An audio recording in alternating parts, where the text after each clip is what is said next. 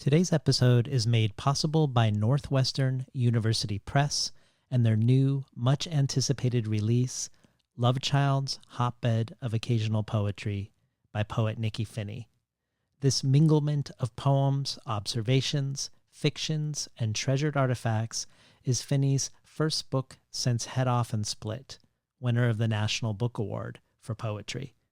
Love Child's Hotbed of Occasional Poetry is available wherever books are sold.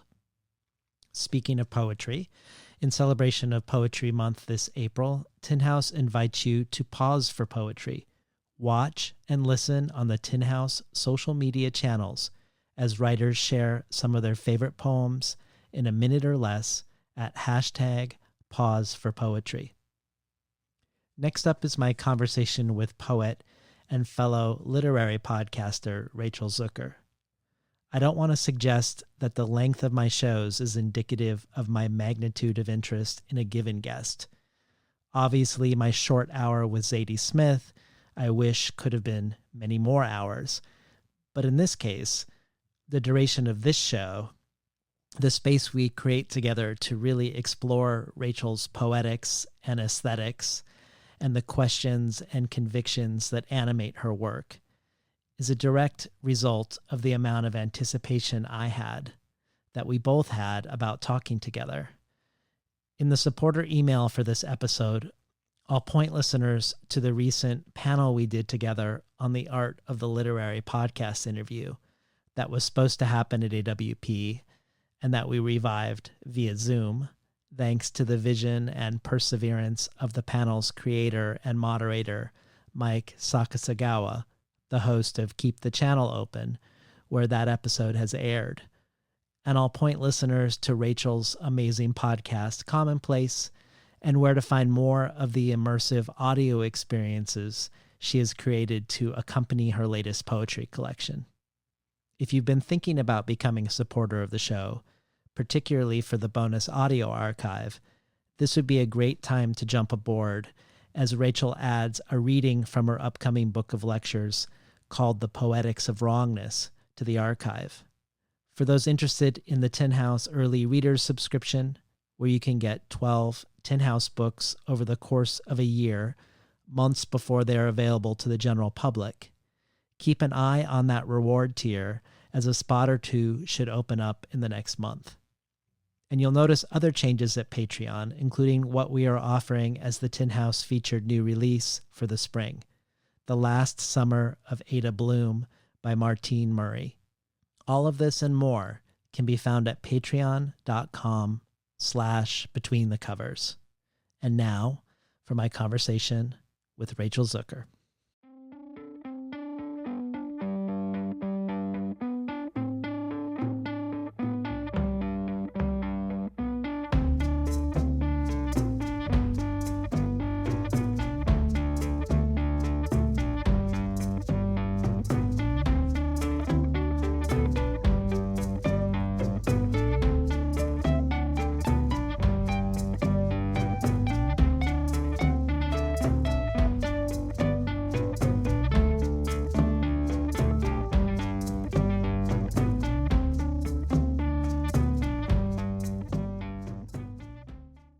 Good morning and welcome to Between the Covers. I'm David Naiman, your host.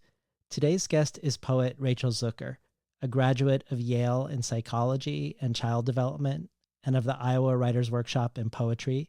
Zucker teaches poetry at New York University and is the author of 10 books, including her memoir Mothers, her National Book Critics Circle Award finalist, Museum of Accidents, and her collection of prose and poetry, The Pedestrians. She's also the co-editor with Ariel Greenberg of 2 anthologies, Women Poets on Mentorship, Efforts, and Affections, and starting today, 100 Poems for Obama's First 100 Days. Greenberg and Zucker are also co-writers of Home Birth, a Poemic, a nonfiction book about birth, friendship, and feminism. Zucker has also been a birth activist, a doula, and a childbirth educator. Her awards include the Salt Hill Poetry Award, judged by C.D. Wright, the Barrow Street Poetry Prize, the Center for Book Arts Award, and a National Endowment for the Arts Fellowship. and her poetry has appeared everywhere from Fence to American Poetry Review and Pleiades, and has been reprinted multiple times in Best American Poetry. Rachel Zucker is also the founder and host of one of my favorite podcasts, Commonplace, Conversations with Poets and Other People, where she has interviewed Sharon Olds, Alice Notley, Rita Dove, Bernadette Mayer, and many others. Rachel Zucker is here today to talk about her latest book, SoundMachine, from Wave Books, and its companion immersive audio experience, also called SoundMachine. Publishers Weekly says in its starred review, "Artfully layered, these pieces defy genre and interrogate the role of wife, mother, and artist as fixed identities. Zucker renders even the simplest inquiries resonant and profound in this restless and thoughtful book." The Jewish Book Council adds, when Rachel Zucker quotes the Yiddish saying, "One should weigh words, not count them," she captures the essence of SoundMachine's ambitious project. These extended prose poems and meditations bravely create room for the heretical, confessional, and experimental. SoundMachine embodies critic Rachel Blau-Duplessis' call for a radical poetics that draws on this Jewish structure of feeling, this Jewish sense of textuality involved with endless writing, multiple commentary and vectors, endless deferral. Finally, Morgan Levine for the Columbia Review says, in her elegiac poem Rough Waters, Rachel Zucker asks, "What story is this? What animal am I?" These two questions and all that they carry, ideas of form, displacement, incongruity, language, and instinct, run throughout SoundMachine, Zucker's collection of genre-bending poems. Whether speaking about motherhood, grief, or poetry, Zucker's unrelenting eye and wittily critical voice peel back these experiences to reveal insights that are both deeply human and uncompromisingly analytic. Poetry for Zucker is a way of paying attention, an attention that extends beyond the actual facts of life. It's an attention that mandates discomfort, an attention that admits to finding her sons boring at times or to shopping for sex toys in Ann Carson's office. Welcome to Between the Covers, Rachel Zucker. Thank you, David. So this is like a long anticipated moment for me. I've been waiting to have this conversation with you, both because I know we're both long-term listeners of each other's shows and supporters of each other's shows. And so there's just the interest in having that encounter with you, but also there's a meta element to it in that sense, because we're both podcasters and listeners to each other podcasting, which makes the show sort of appealingly self-conscious. But one of the things that I think makes this encounter both really ironic and inviting for me is that we both have an ethos of doing interviews in person. We both want or believe that something happens when we're in the room with the person giving the interview or having the conversation. And because of this, it's very welcome to me to have my first remote interview with you, to have the sort of inaugural pandemic season of Between the Covers be with you specifically. And before we start talking about SoundMachine, I guess maybe to ground us in place, can you just tell us where you are and what situation you are found in while we're having this conversation? Yes. There really is a lot of anticipation for this. I'm speaking to you from this little room off the side of the second floor of my house in Scarborough, Maine. I've owned this house for about 3 or 4 years and have been coming to this part of Maine for over 10 years. And but this is the first time that I've been here at this time of year. Normally, I live in New York City when I'm not traveling, or over the summer when I'm here, and I try to come up a few other times a year. either by myself or with my family. And there is something so incredibly bizarre and wonderful about this entire setup that feels like almost overwhelming. Like when you were giving the introduction, I almost started to cry. I think for a lot of reasons. One, I've been looking forward to being on Between the Covers for a really, really long time. And I think that there's a certain generosity to Between the Covers and the way that you prepare for talking with your guests. And I love listening. I'm sometimes quite jealous of your show or your conversations with guests, but I'm always kind of jealous of the guest you have receiving that introduction. And I think I've really thought about that for a very long time and wanted to be that person. And I wanted to be physically in the studio with you. I don't think have we met in person? No, I mean, that's one of the sadnesses that, we were going to be on a panel together at AWP in San Antonio, and I was excited simply to be in the room with you and to meet you for the first time. And I'll point people to the podcast that we've now made of that panel on Keep the Channel Open, Mike Sakasagawa's podcast, and that you're also have on Commonplace. But then you were going to be here in Portland, physically at the Lewis and Clark reading series with Mary Shebist, and we were going to meet each other.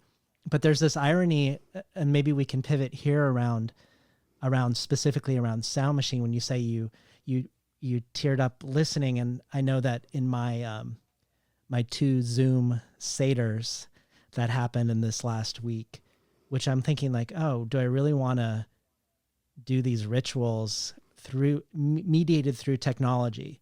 My hesitancy to do a show mediated through all these technological things. But what was interesting during the Seder was several people did cry. And I've never been to a Seder where people have cried. And people were some of the people there felt more comfortable with the intermediary. Like they felt like they could disclose more, which is counterintuitive to me. So the experience in some ways was more revelatory and open. And of course, part of that's probably because we're all in quarantine also. And so we're starved for connection. Maybe the Zoom Seder on a normal time wouldn't be like that. But one of the things that makes this particularly great to have you as a remote guest is because the book itself is about speaking and recording. Your book opens with these things. It opens with technology. It opens with questions of, as an artist, of what to record, how to record, and the ethics of listening and recording. So all of that is very timely. We puzzled through all these things together around how I could set up a studio, because you've sort of grown into being an audiophile, and I hope to move myself from being an audiophobe to an audiophile myself. But let's start with the title. Let's start with SoundMachine, which I think has a million or innumerable different ways you could read it. So what are you grasping or reaching towards with that title? I mean, I think that it's meant to have multiple slippery, evasive meanings, but there is a title poem in the book, and the title poem has a lot to do with my relationship with my middle son and the experience that I had with both my older sons, many times, especially with my middle son in the teenage years, of him speaking to me and saying to me over and over again, "You're not listening." And that same phrase sort of being levied back and forth between myself and my husband in our very long marriage. And what does it mean to really listen to another person? And I think that listening I mean, anybody who has a Buddhist practice, or I really would say actually, most religions have some element of a ritual around marking time, being present, either trying to be more in your body or trying to push your body away and be more in your spirit, if it's a religion in which body and spirit are seen as dichotomous. And I think that, like, so much of what SoundMachine wrestles with is, as you say, the voice, the recording, but also the words here and now, and how a person, in this case myself, actually ever is here, actually ever experiences now. And I think that's part of what made me feel like I was going to cry. Like when you said at the end of the introduction, now here is Rachel Zucker. I was like, am I here? I mean, I'm here in Maine. And yet I have this connection with you. I can see you. The technology enables us to sort of trick ourselves into being with each other, or having the perception that we're with each other. And then later, and I hope this doesn't seem too abstract or metaphysical, but I really think this is like at the heart of the existential anxiety in the book. Like later, hopefully, strangers or people who know us will listen to this and have the experience of being with us, have the experience of me almost and you in a time machine, traveling through time to be in a future moment in the present with a listener. And I think that that's something that I find incredibly beautiful and meaningful, but also very frightening. And I think that there are many moments when I am more literally here and now with someone, in the same room or in physical contact with them, where I don't really feel with. And I think that those, the gap between it's almost a kind of jet lag, like when you go to another country and you're there and you're in a different time zone and things feel very unreal. Where are you? Are you there? Are you in the here, or is part of your spirit, lagged behind or left behind? And I think I have, for a lot of reasons, my history, my religion, my neurochemistry, all of those things. I have a very difficult time kind of proving to myself that I'm here, that I'm now, and that another person is here and now, and this question of withness. And the voice, for me, is a very strong piece of evidence that I go to. And I think, I've sort of mentioned this detail of mine before, but certainly I think it's a very formative experience that my mother, who was a storyteller, I spent a lot of my childhood watching her rehearse to tell stories. I spent a lot of time sitting in the audience and listening to her tell stories. And in both of those experiences, she was and also wasn't really available to me as my mother. But there she was, my mother, in close proximity in the present. And my mother had a radio show called Stories from Many Lands, for about 10 years on WNYC. And I would often go to the studio with her and sit and listen to her record live. And then she traveled a tremendous amount, sometimes with my father, sometimes on her own. And she would leave with me the reel-to-reels. And when she was away, I would listen to those, to her telling stories. And so her voice and these stories were both what I had of her presence, but they were also proof of her absence. And I think that there's and then of course, like, what does it mean to be a writer? What does it mean to be, where is the voice in a poem? Is it on the page? Is it in the mind? Is it in the mouth? Is it in the ear?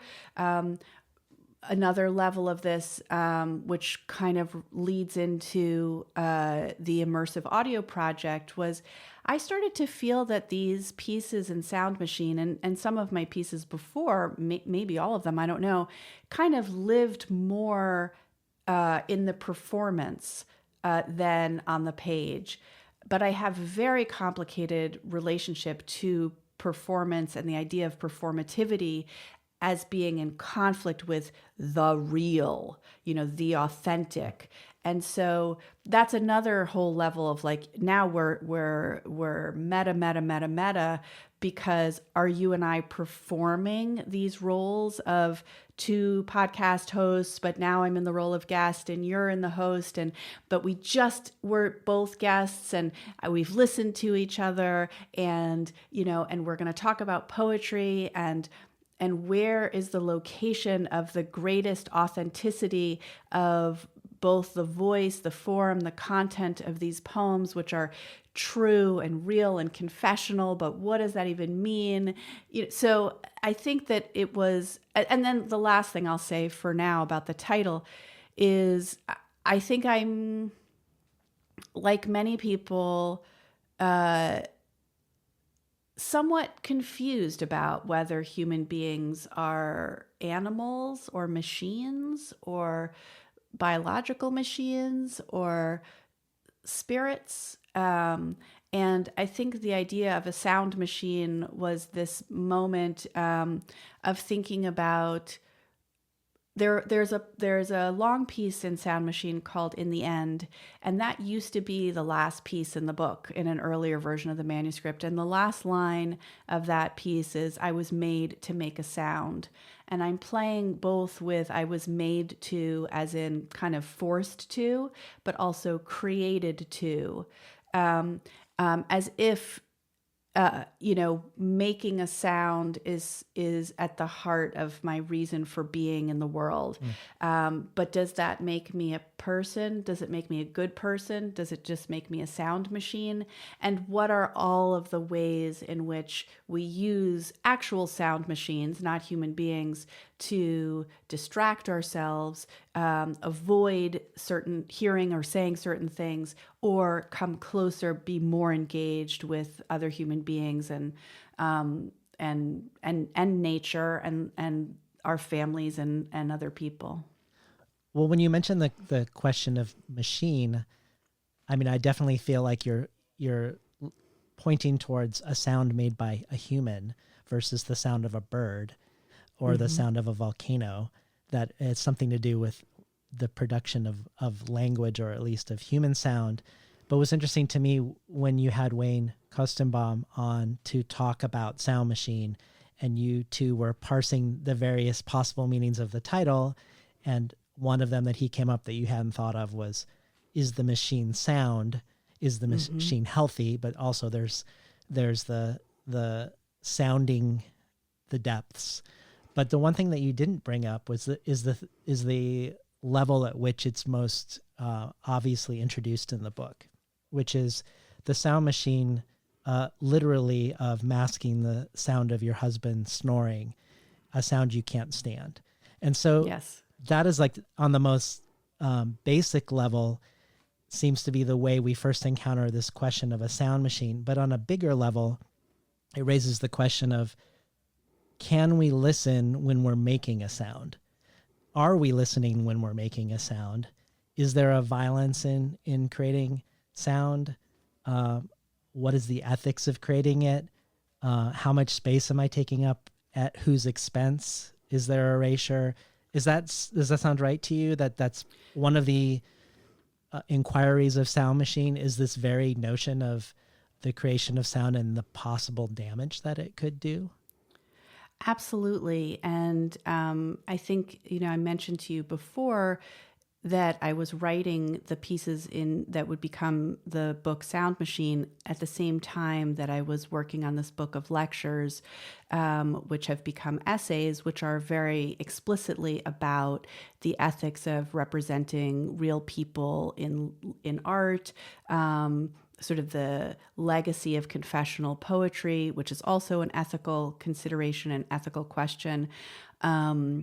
and a lot of questions of like, who am I to make a sound? Who am I to tell anyone what I think about poetry? Who am I to tell anyone what they should think about poetry? And I think that there's also, and when I was writing those lectures, I had decided I was done writing poetry. I was never going to write another poem. And so these pieces, which kind of are poems and kind of are lyric essays and kind of are prose and kind of are memoir, were sort of sometimes procrastination.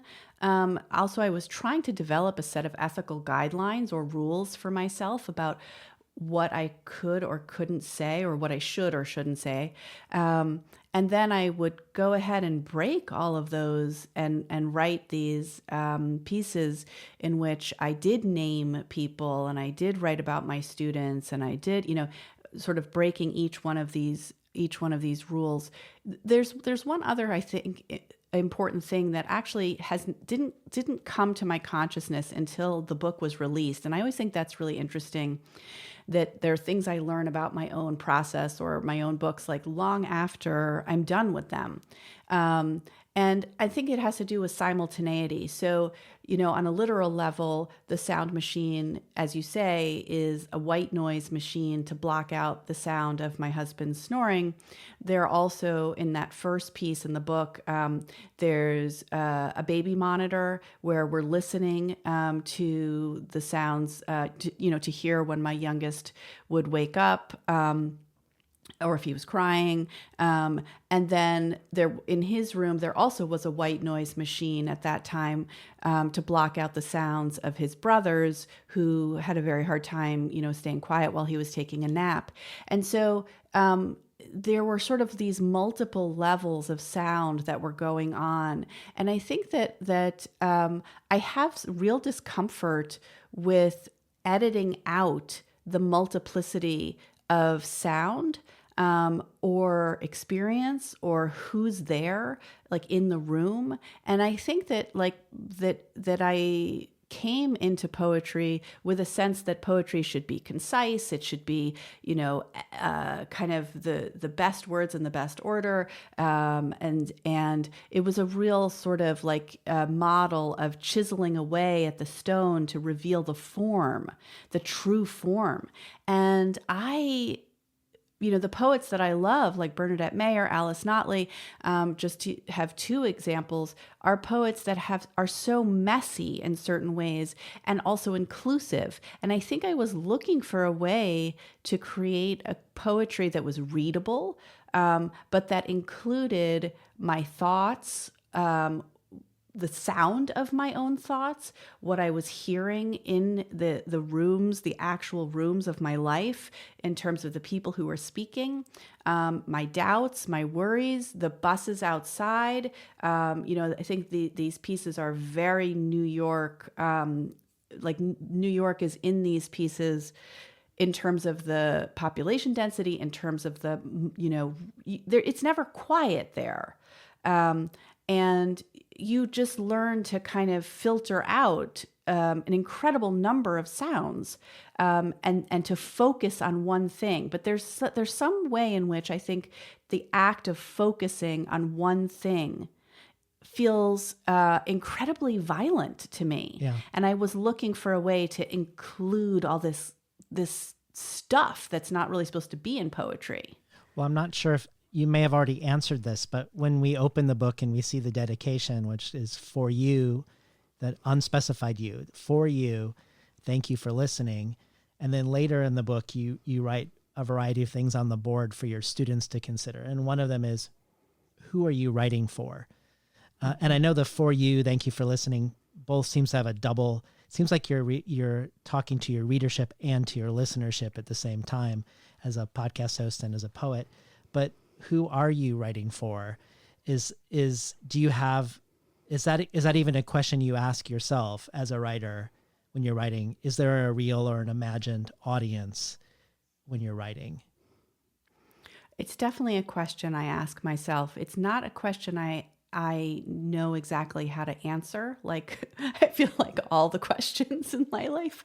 But I think that again, a lot of my kind of ideas about my own poems and about poetry come out of disagreeing with either my understanding or my misunderstanding of what my teachers and their teachers kind of valued as true poetry or good poetry.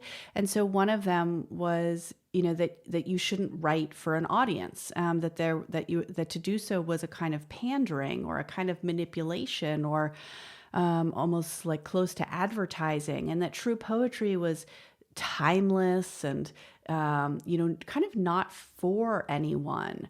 Or if it was, for Helen of Troy or something, like, some muse or some model, but not a real person. And I think that there's something in all of these kind of declarations about what poetry should be that is bound up in the history of whiteness and white supremacy and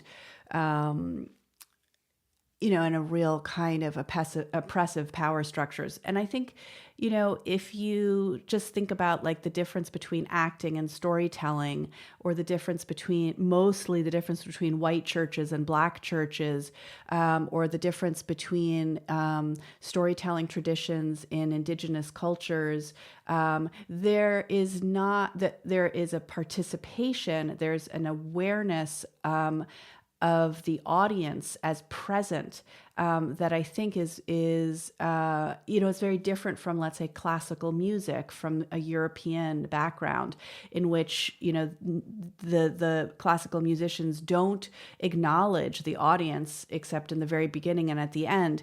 And so I think all of those things sort of like theoretically are very important to me in saying that I really do think about my audience.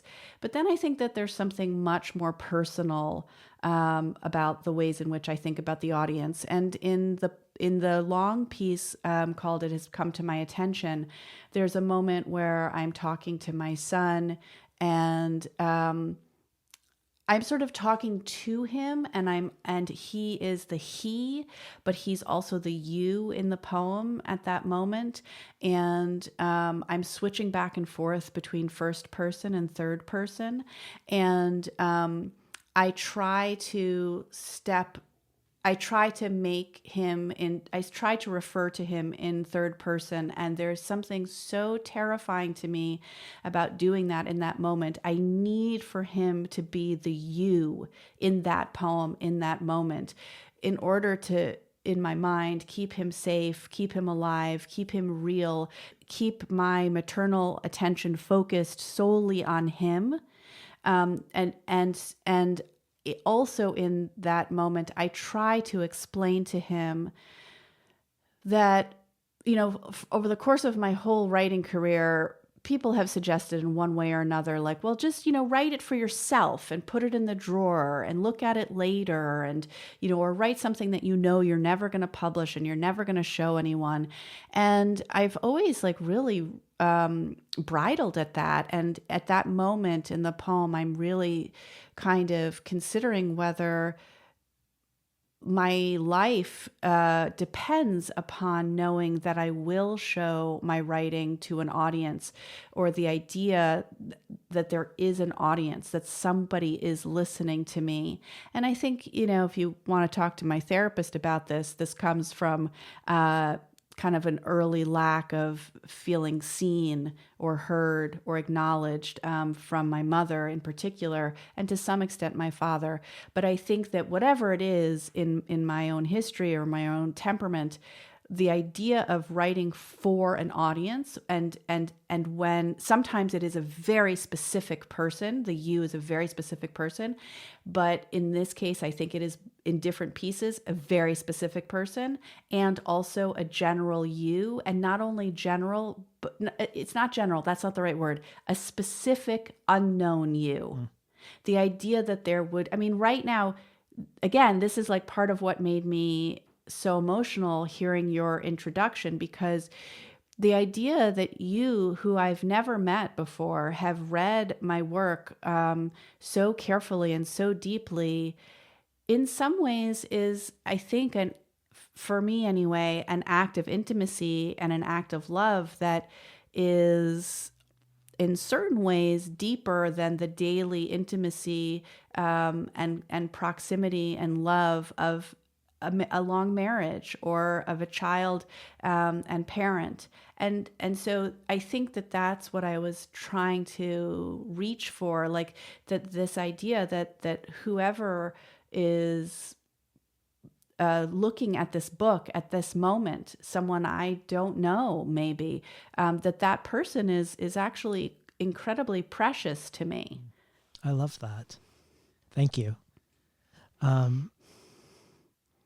want to take what a lot of what we've been saying, this question of being present, the here and the now, and then allowing for other voices, which may or may not be related to being present, and take us into the opening of you as a mother in the dark room at the beginning of SoundMachine with a child who needs reassurance, and you struggling to be present or struggling against the desire for escape or to be distracted by something else.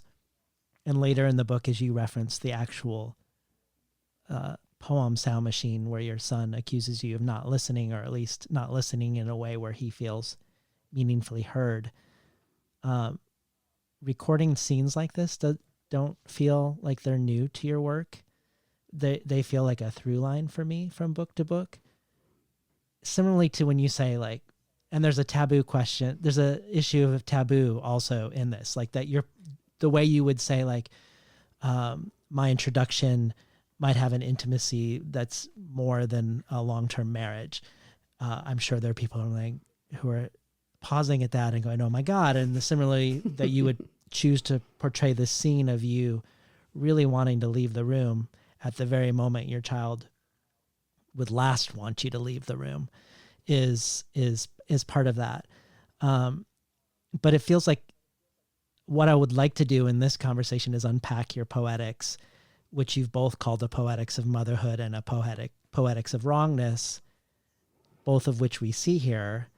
But I kind of want to start with the poetics of motherhood, which I feel like you've already talked about, but not calling it that yet. At one point in this first piece, Songs of the Dark Room, you phone a poet who has 4 children, but also has 8 novels, 2 books of poetry, and a full-time job. And you ask her how to be present to making art when also being a mother. And it made me think of my conversation with Jenny Offel, who created this term art monster that has entered the lexicon. And when we had our discussion, she talks about how she's watching the movie Rivers and Tides with Andy Goldsworthy, and he's in front of the camera and he's delivering this super captivating monologue about his process and his poetics, and meanwhile his wife and child are milling around in the background, unacknowledged and silent. And she took away from that with admiration his ability to be impervious, to be hermetically sealed within one's own passions and thought processes, and that this was often something that was afforded quite a bit more often to men, and that her characters, which are mothers, are more porous, and that her language and the way she portrays thought is also more porous. And I wondered if this is somehow if this porousness is somehow something related to the poetics of motherhood for you, because we open with you willingly or unwillingly in a moment where you're being pulled in multiple directions. And instead of you choosing to craft the moment to foreground one of those, you show us all of those.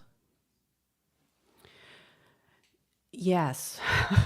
I mean, I could respond to this for the rest of my life. I I want to say, one of the problems that I have in trying to talk about the poetics of motherhood as I conceptualize it is I don't want to essentialize gender. I don't want to. I don't want to essentialize motherhood. I don't believe that I'm talking only about an experience that women have. I don't believe that I'm talking about experience that only biological mothers have. And not all mothers have this, and some fathers have this, and some parents have this, and some people who have never been parents are incredibly porous, incredibly permeable, and many poets. That's also a quality that I think is I have poets are so sensitive, and part of what that means is about being vulnerable, being open, being hurt easily by other people, being distracted, there are poets who have like a razor focus and are very clueless about social cues. That is also true. But I think that the reason to call what I'm describing a poetics of motherhood is that I do believe that there are certain experiences for most parents, and really especially for most mothers, that cause a kind of crisis of self, in which the self becomes fragmented, in which the boundaries become somewhat indistinguishable. Again, there are other kinds of crises that can lead to the same kind of experience on a physical and spiritual level, like extreme illness or grief, abandonment. I mean, there's all kinds of things. You don't have to be a mother to, in a way, you certainly don't have to be a mother to be in the position of caretaking, of having a radical responsibility for someone else. I guess what I'm saying is I don't know how to have a radical responsibility for another, to be in the role of caretaker and not have your poetics and your mind radically changed by that. And I think of Tilly Olson, and I think of Toy Derricott, and I think of as opposed in a way, in some ways, and this might get me in trouble, to Virginia Woolf, who wanted a room of her own. Motherhood is really precludes in certain ways a room of your own. It doesn't mean you can't find one. It doesn't mean you can't go in there for a certain period of time. But in my experience as a mother, and I don't know if I would have been this way if I had not had children, there is no room of my own. Even if I'm in a room in a faraway city, nobody is bothering me. I mean, it's never true that no one knows where I am, but imagine that sci-fi world in which I went away and no one knew where I was for a period of time. My kids are still in the room with me. I'm still worried about them. I'm still distractible. I'm still interrupted. And I will say that I do think that our technology makes us all mothers in some ways because we are so interruptible. And I think that that's very problematic and very humanizing in certain ways. And I think this experience of the pandemic also makes us all mothers in the way that I'm trying to describe. But I'm sort of losing the thread of my own response. You were asking me about the poetics of motherhood. Where am I going, David? Help me. Well, what you just said made me think of your conversation at the Adroit Journal, where Donna Voyer suggested this term crafted stream of consciousness to describe your work, and also Allen Ginsberg. I think you have a connection with Allen Ginsberg, like that you like Allen Ginsberg's poetry, and you share this maximalist tendency and verbosity, but you wanted to push against. You didn't reject crafted stream of consciousness, but you wanted to sort of push against this shared notion with him in a way that felt like, I mean, at least in this case, felt perhaps had to do with gender in contemporary America, in the sense that you felt like his work could be prophetic and monumental. And in a way, it feels like for it to achieve that, perhaps it is a work that is more impervious to other things. So it is, it's not interrupted, and it isn't foregrounding interruption. It's foregrounding this delivery in a way. So I don't know if I'm saying that right, but I'm curious if that sparks anything for you when you look at the ways you and Allen Ginsberg overlap and diverge. Yeah, absolutely. I mean, I love Allen Ginsberg so much, and I love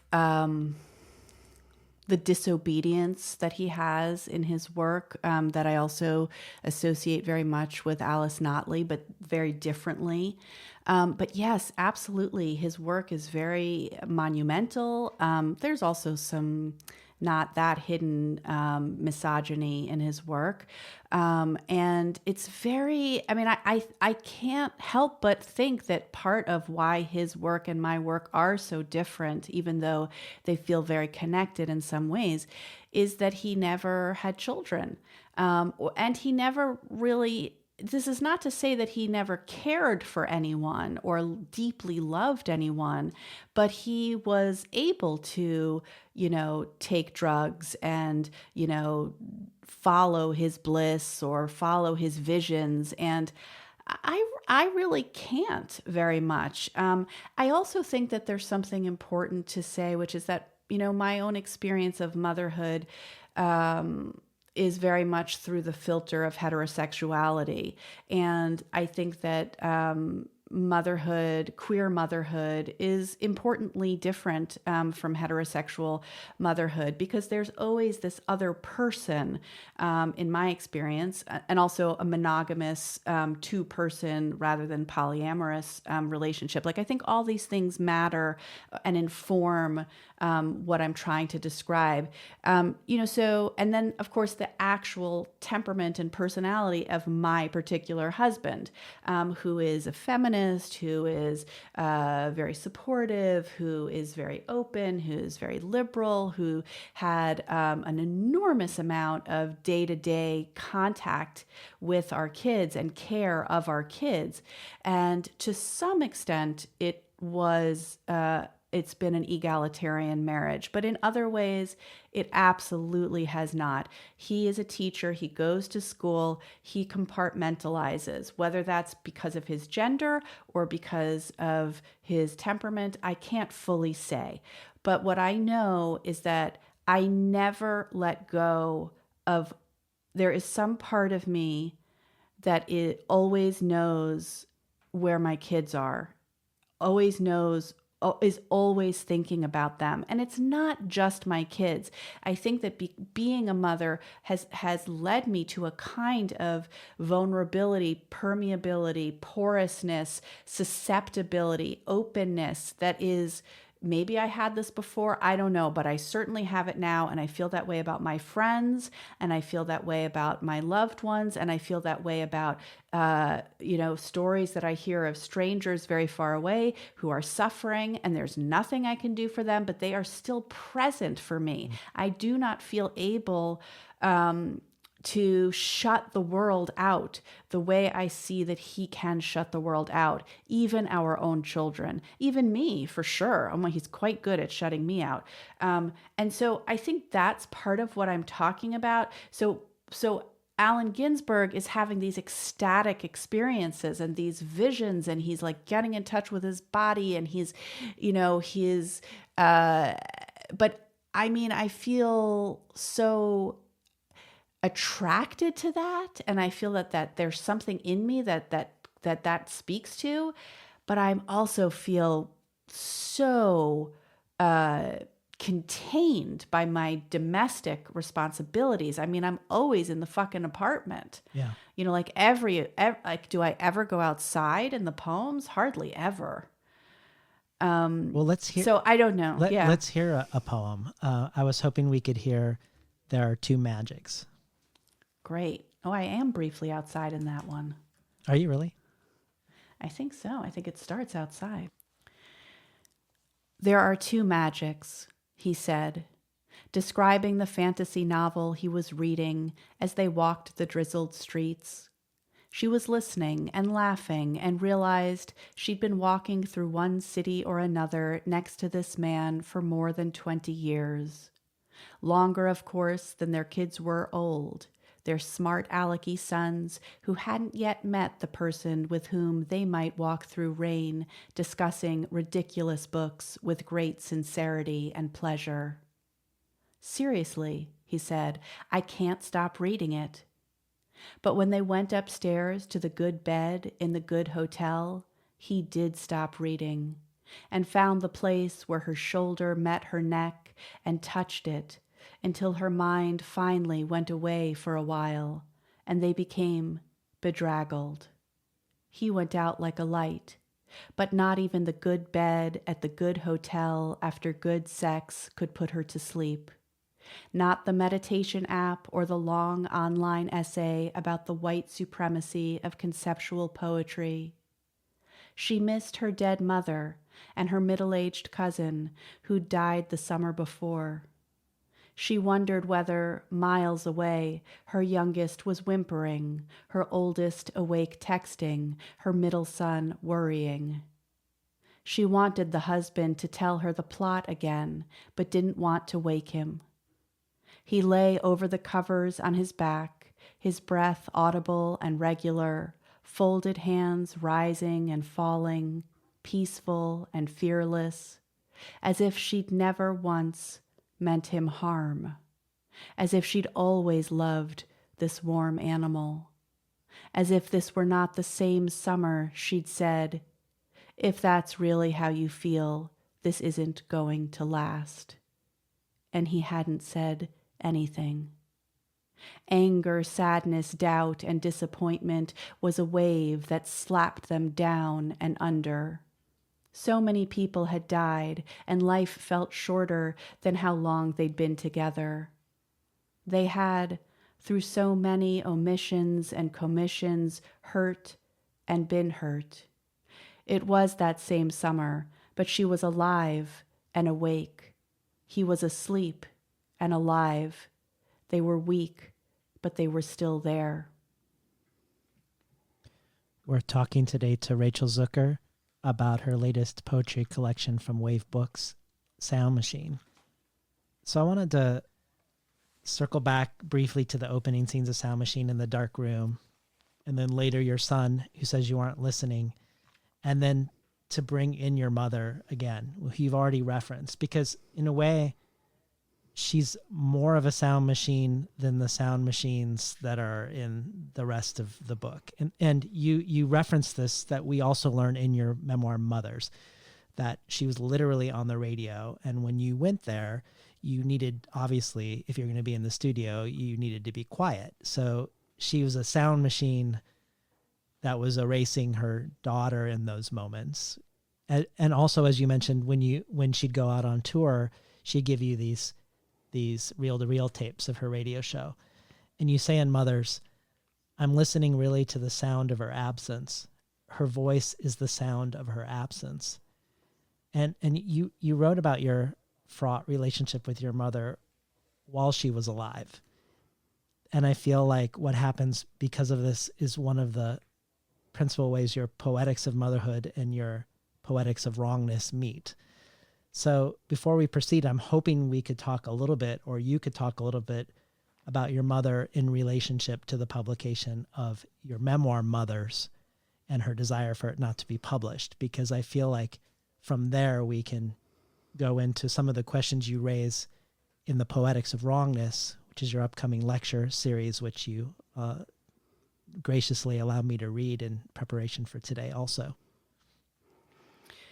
Yeah, so how to tell the shortest version of this.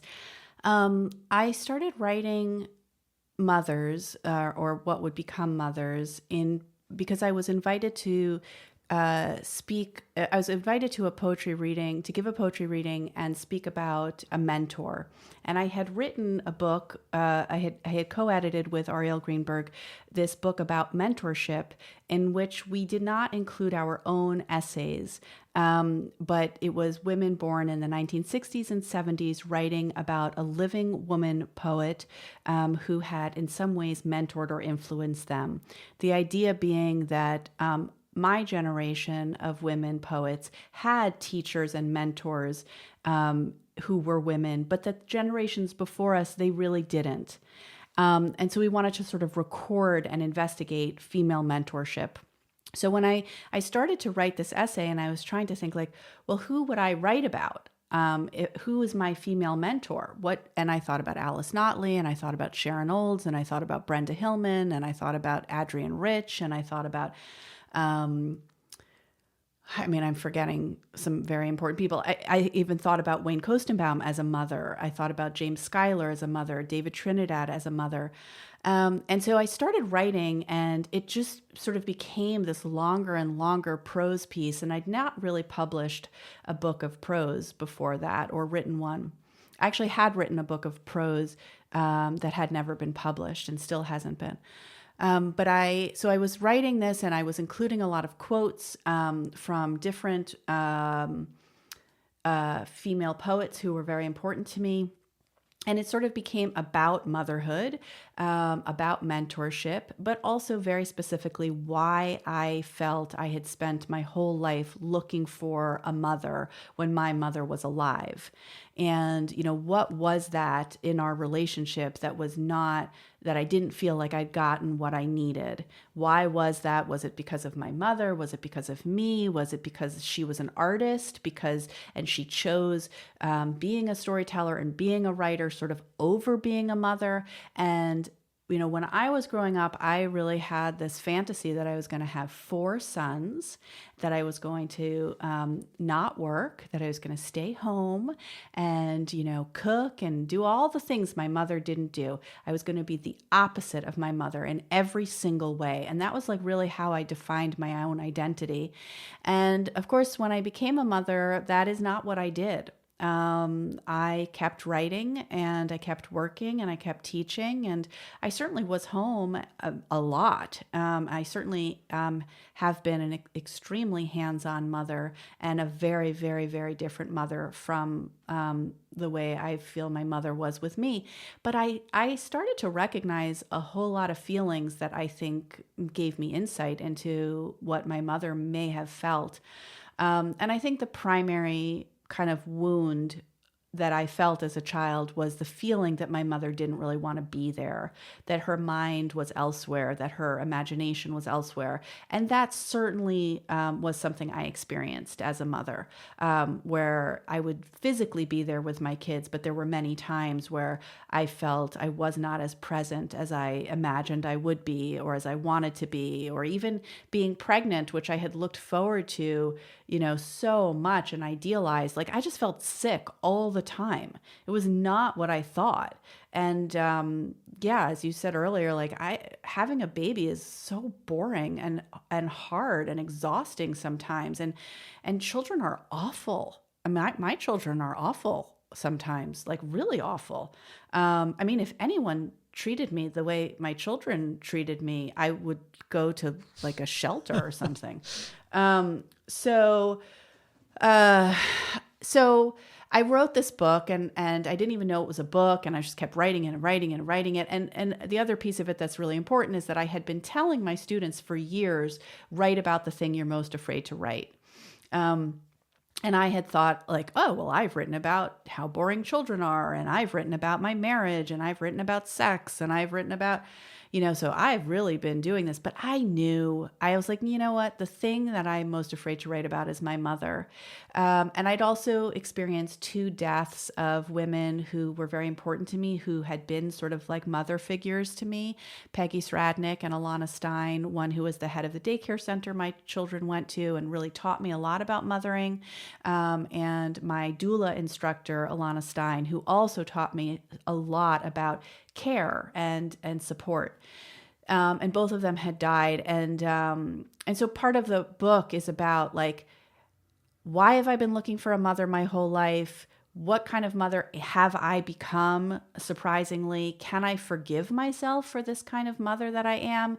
Why do I feel so separate from my mother, and angry with her and abandoned by her when she didn't abuse me and she didn't abandon me? And I really think she did the best she could. In any case, I was writing this, and I eventually ended up having a publisher for it, Julie Carr at Counterpath. And when I realized that the book was going to be published, I knew, and I'd been thinking about this the whole time and talking about this in therapy nonstop, like, oh my God, what's going to happen when my mother sees this book? What's going to happen? What's going to happen? I finally let her read it when I was in Paris, teaching for a few weeks in the summer a few years ago, in the summer of 2012. And she initially was very supportive of the fact that I was writing even about motherhood, but very quickly she became very, very, very upset. She did not want me to publish the book. She felt that the book was inaccurate, poorly written, that I shouldn't reveal what I was revealing about myself, and that I definitely should not expose her in the way that the book did. And we then, I agreed to a series of weekly meetings where we went over her concerns about the book, from September, October, November, in my apartment in New York. And they were some of the really most devastating conversations that I had with her. And meanwhile, I was reaching out to other writers that I really respected, who had written memoirs, Nick Flynn, Megan O'Rourke, Sharon Olds, to ask them, like, how did you know it was okay to write these things? Darren Strauss was someone I spoke to as well. What were the risks? What were you most afraid of? Did it come true? And then my mother went to Taiwan, where she was working on Monkey King. She was working on translating and retelling Journey to the West. And I went and I interviewed Sharon Olds. This was before I had Commonplace. And you might think of it as a proto interview for Commonplace, but I went to interview her about Stag's Leap.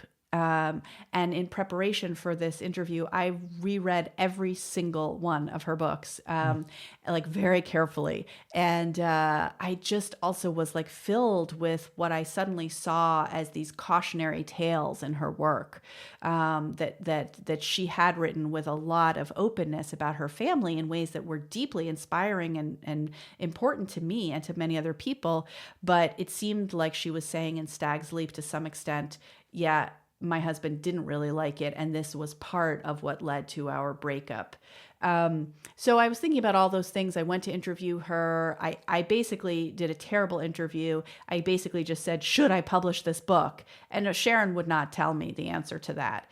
I came home, and a few days later, I sent my mother an email that said, I am going to publish this book. She had said to me, if you publish this book, terrible things will happen to you, to me, and to your children. And I said in the email, I don't think that's going to happen. I'm willing to make the changes that you want me to make. If I don't publish this, I'm never going to be able to publish anything else. This really is my story to tell. I don't think I'm being cruel.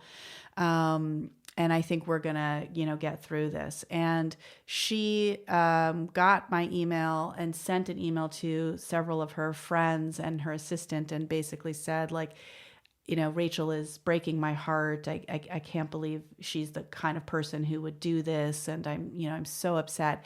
And then not long after, within hours, she started to have chest pain and called the equivalent of 911, was taken to the hospital and had an aortic dissection, which is a tear in the aorta, and was prepped for open heart surgery, a valve replacement, and her aorta ruptured as she was going into this surgery. On the way to the hospital, she called her therapist and told her therapist to call her brother and tell him what was happening, and told the therapist to call me and tell me not to publish the book. So those were effectively her last words to me.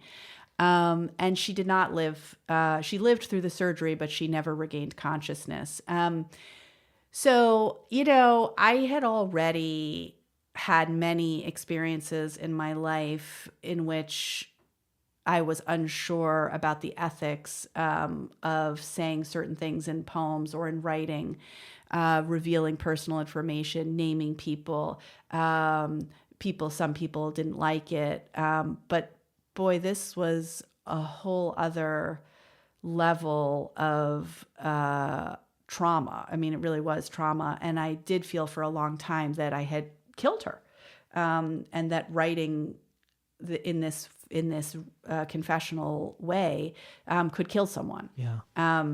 Yeah. Well, I mean, understandably, it's unbelievably horrifying, and it's sort of the worst fear that anyone would have about writing, and where it affects another person, the way they're being portrayed. I want to take that experience and look at the poetics of wrongness. You did publish Mothers, and you end it with a letter that she wrote you about her concerns about the book. And in your upcoming lecture, in your upcoming collection of lectures, you go about setting up rules that you mentioned earlier. And then you list out these rules, but then you say that when you start writing again, you quickly find yourself breaking the rules.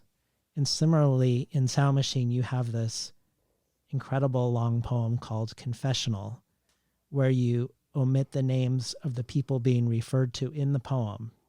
So instead of the names of the people, you have these underscored blanks in their place. But when we get to the end of the poem, at the very end, you give us many of these names in sort of a last moment of needing to, it feels like. So you're, in a way, you're sort of reenacting this impulse and this trauma. And I guess I wanted you to talk to us about all of this, about the poetics of wrongness in the light of all of this, but also more specifically about your relationship to rules and what responsibility you feel you have or don't have when you're making your poems, because you're obviously grappling with these questions. And then there are these sort of fundamental areas, it feels like, where I wouldn't say you're not willing to compromise, but it feels like to compromise might call into question the very act of art making. So talk to us about the rules and then the rule breaking post Mothers and post this sort of, if it was in a novel, would be unbelievable true thing that happened to you around your mother.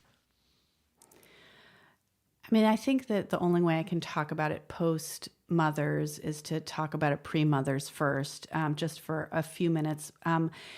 So, I grew up in the West Village, but I went to yeshiva from first grade to eighth grade, a very religious Jewish school called Ramaz, and where I was just really wrong in every way. I didn't live in the right place. My parents were much less religious than anyone around me. My mother worked. Then my parents got divorced. I was literally the only kid in my class at that time with a divorced parents and a mother who worked. My mother was like really, she would not submit to rules in a way that I very much admire.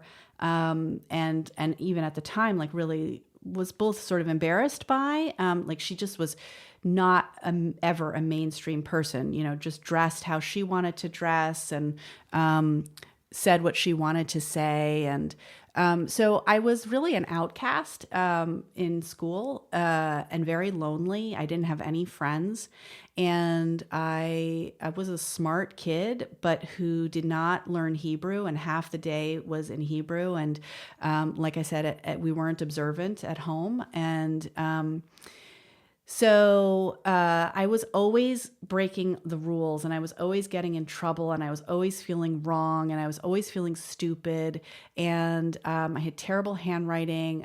It was very hard for me to learn to read. I couldn't spell. I still am a terrible speller. And so I was told that I was a bad writer because that's what writing was spelling and handwriting. And when I got to fifth grade, I had this fantastic teacher who had us do poems for the first time, my English teacher, Larry Sandomir. And he told us, and I have come to, realize this is not the full truth, that no one can tell you that your poem is bad or wrong because it's poetry, so it's subjective. And so I really came to poetry as the place where no one could tell me that I was wrong. And not only that, where poetry was about breaking the rules, about breaking the margins of the page, about, you want to spell something the way you want to spell it, go for it. That just makes it a better poem. It doesn't make any sense. Awesome. This must be a great poem. Of course, I now feel like poetry in some ways has many, many, many more rules than prose and other kinds of writing. But I think for a long time, I really associated poetry with breaking the rules, with activism, with anti-authoritarianism, with, not being controlled, with being able to just, you decide if what's poetry and what's not poetry. No one else can do that. Allen Ginsberg was a hero of mine. Adrienne Rich was a hero of mine. Poetry was the language of protest. It was the language of wrongness in the sense of, again, disobedience and not normalness, not mainstreamness, and so, when I wrote this, the title piece, the title essay or lecture, The Poetics of Wrongness, what had happened at that moment, so my mother had already died. I had agreed to write these lectures, but I hadn't written them yet.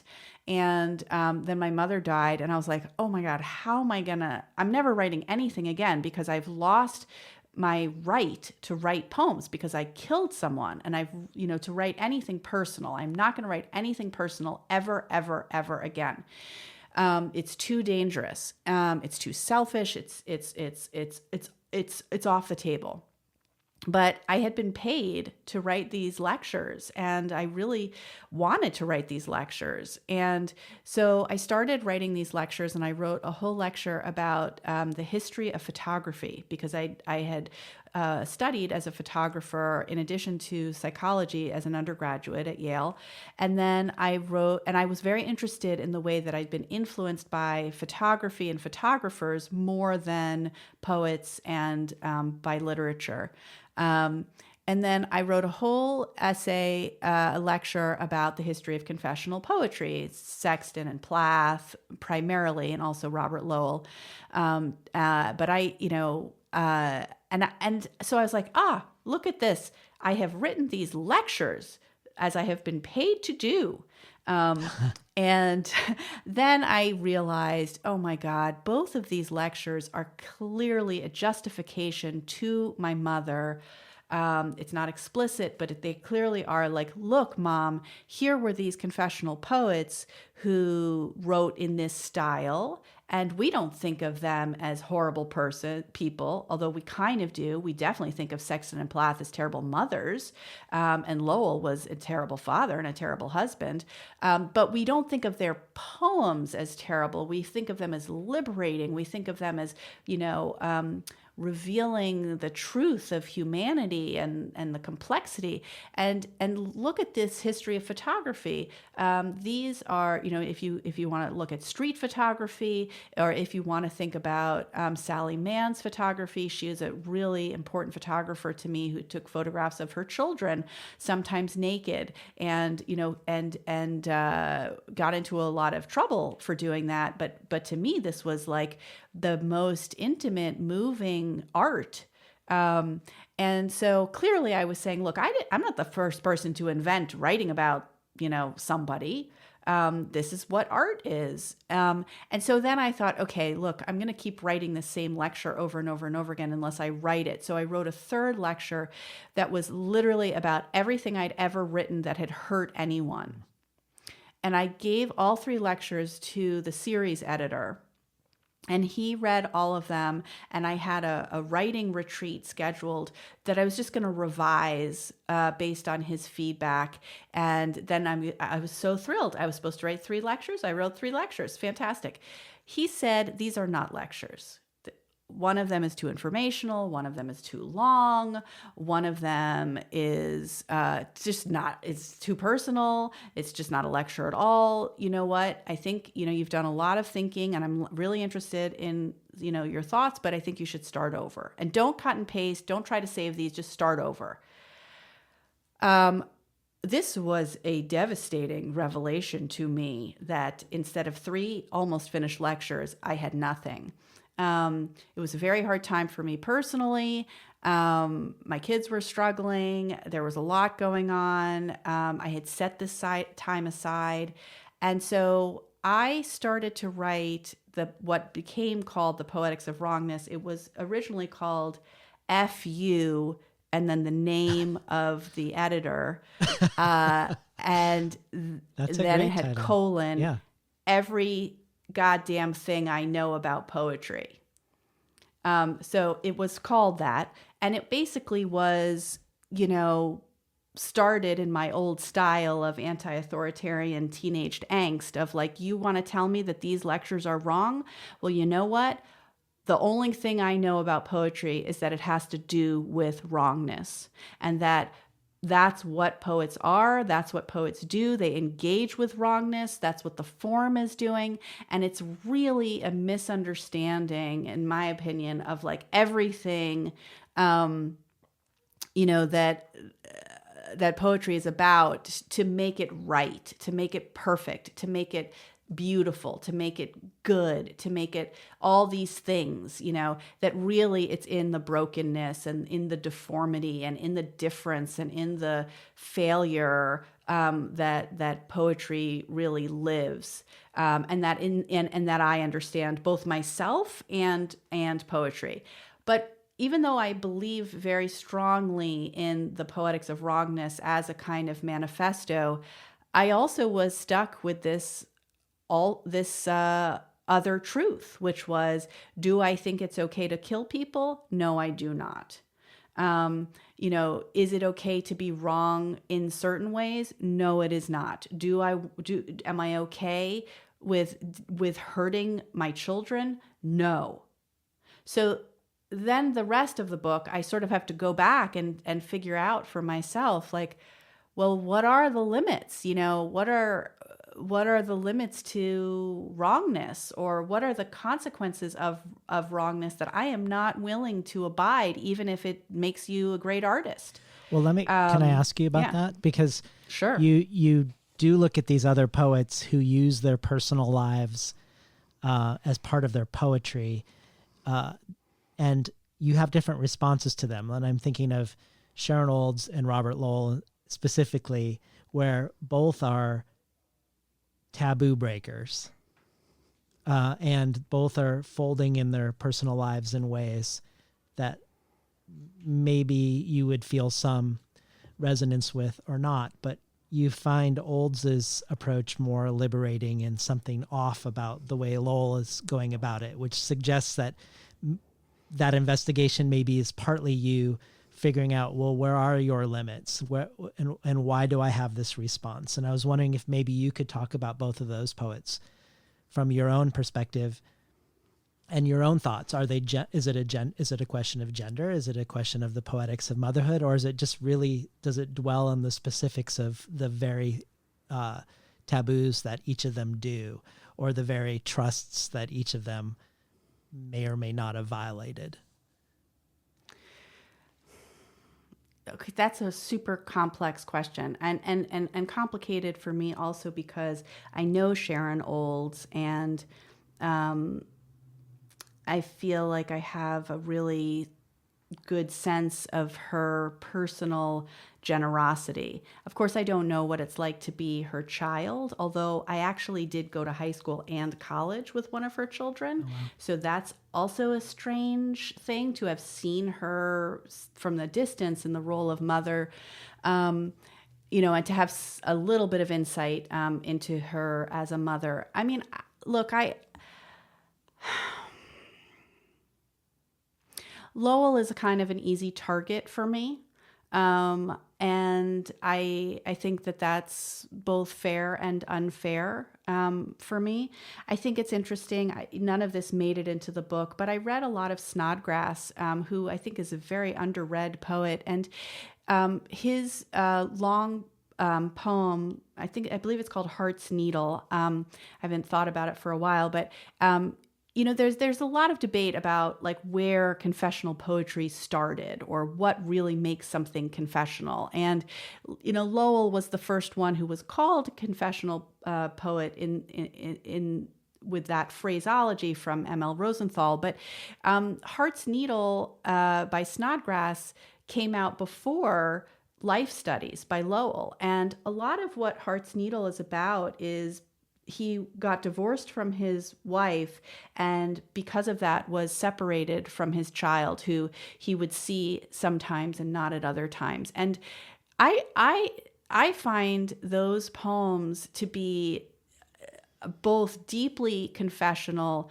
and very radical. That's a very interesting early example of a man writing about the intense heartbreak of being separated from his child. And hardly anyone reads Snodgrass anymore, but it's when Lowell says, "I'm frizzled, stale, and small," when he kind of admits to or describes the ways in which he has been emasculated, the way in which he's psychologically broken, that is a radical act, and that is deeply vulnerable and deeply exposing of himself and when he writes about others. But I do sense a lot of cruelty and a lot of thoughtlessness in the way that he writes, particularly about his wives. But and I think that I'm not the only one. I mean, his friends, Elizabeth Bishop and Adrienne Rich, but especially Bishop, was very upset about the way Lowell wrote about other people. So I think gender is a small part of it. I also think that we can't overlook. I don't want to make it all about this, but Lowell's mental illness, and the way in which specifically bipolar disorder shaped his experience and his relationships with other people is quite different from Sharon Olds' experience of having been neurotypical, at least to the extent that she was not diagnosed with a mental illness the way Lowell was, in an intact family for her kid's entire childhood, very, very, very present with her children. I mean, there's also this question coming back to whether your poetry or writing or being an artist makes you more present or less present. And I feel in Sharon's poems that and I think the same is true for me, that her poet mind allowed her to pay more attention to her children and to be in certain ways more present, even if she was writing a poem in her mind from time to time, even if she at certain times went into another room or while they were napping, wrote things down. Yeah, okay, she had another life, but she wasn't, she had a self that was not entirely involved in being a mother. But Anne Sexton and Robert Lowell, when they write about their children, they're often writing about their absences from their children. They're often writing about, acknowledging that they were really not able to be good parents. And in fact, were, in Anne Sexton's case, a pretty terrible mother. And she's trying to work through that in her poems. Sharon Olds is talking about how painful and difficult and impossible it is to be a perfect mother, but she's not trying to either justify or vilify herself for very serious wrongdoing towards her children. Yeah. Well, I want to read this quote by Adrienne Rich that you quote in Poetics of Rogness about Robert Lowell, just because it's such a great quote. What does one say about a poet who, having left his wife and daughter for another marriage, then titles a book with their names and goes on to appropriate his ex-wife's letters written under the stress and pain of desertion into a book of poems nominally addressed to the new wife? I think this bullshit eloquence a poor excuse for a cruel and shallow book. I felt like I really love this section of the lectures as you find your own limits through others. And then also when you're parsing things like Sharon Olds' spectrum of loyalty and betrayal, which you both find appealing and not entirely working for you specifically at the same time. So you sort of unpack her spectrum of loyalty and betrayal and ask questions about it for her own way of solving this issue. But instead of talking about that specifically, I was hoping maybe we could hear the excerpt of a Sharon Olds poem that you include in the Poetics of Rogness called Satan Says, and then follow that with a poem of yours, 5 months later, I finally have something to say. So Sharon Olds writes, I am trying to write my way out of the closed box, redolent of cedar. Satan comes to me in the locked box and says, I'll get you out. Say, my father is a shit. I say, my father is a shit. And Satan laughs and says, it's opening. Say your mother is a pimp. My mother is a pimp. Something opens and breaks when I say that. My spine uncurls in the cedar box like the pink back of the ballerina pin with a ruby eye resting beside me on satin in the cedar box. Say shit, say death, say fuck the father, Satan says, down my ear. The pain of the locked past buzzes in the child's box on her bureau under the terrible round pond eye etched around with roses where self-loathing gazed at sorrow. Shit. Death. Fuck the father. Something opens. Satan says, don't you feel a lot better? Light seems to break on the delicate Edelweiss pen carved in 2 colors of wood. I love him too, you know, I say to Satan, dark in the locked box. I love them, but I'm trying to say what happened to us in the lost past. And so here's my piece. 5 months later, I finally have something to say. 5 months later, I finally have something to say to the poet who canceled on me when I invited you to visit my class, but your mother was ill, and you had to fly to that city to see her, so we rescheduled, and then you came to my class and my students loved you. I emailed you several times since asking, were you all right, by which I meant, was your mom okay? And I think you said yes, but I don't remember. You seem okay. You're here now, aren't you? About to give a lecture on color. Some of those same students are here. You probably don't remember them, but they loved you. They loved you because you write funny poems and have now written lectures. I am afraid to write either. But I'm here too, aren't I? Maybe I'm all right. Maybe there are other reasons they love you. I saw you the semester after you visited my class at a welcome party at the place we both work. My mother had recently. And I could not stand up, but was. I could not teach, but had to. I did stand up. I was teaching. I was sure you knew what had happened, but you didn't say anything about it. I didn't say anything about it because I could not talk. Sometimes I had to say to myself, the way you know you are breathing is that you are thinking, and if you weren't breathing, you wouldn't be thinking. Mostly, I had nothing to say to myself or anyone. How are you? I said at the welcome party. There were grilled shrimp, but I wasn't eating them. What I meant was, I will never be myself. I am destroyed. I don't remember what you said. I felt invisible. Or you had no idea that my mother... I was inside what my mother had done, said, and what had happened, and no one could seem to. When I asked you how you were, you said you were terribly adjective. I can't remember which adjective because I was inside what my mother had done, said, and what had happened. I was not myself. My dog is sick, you said. Nothing is more terrible than a sick pet. I remember you said that, those words. Nothing is more terrible.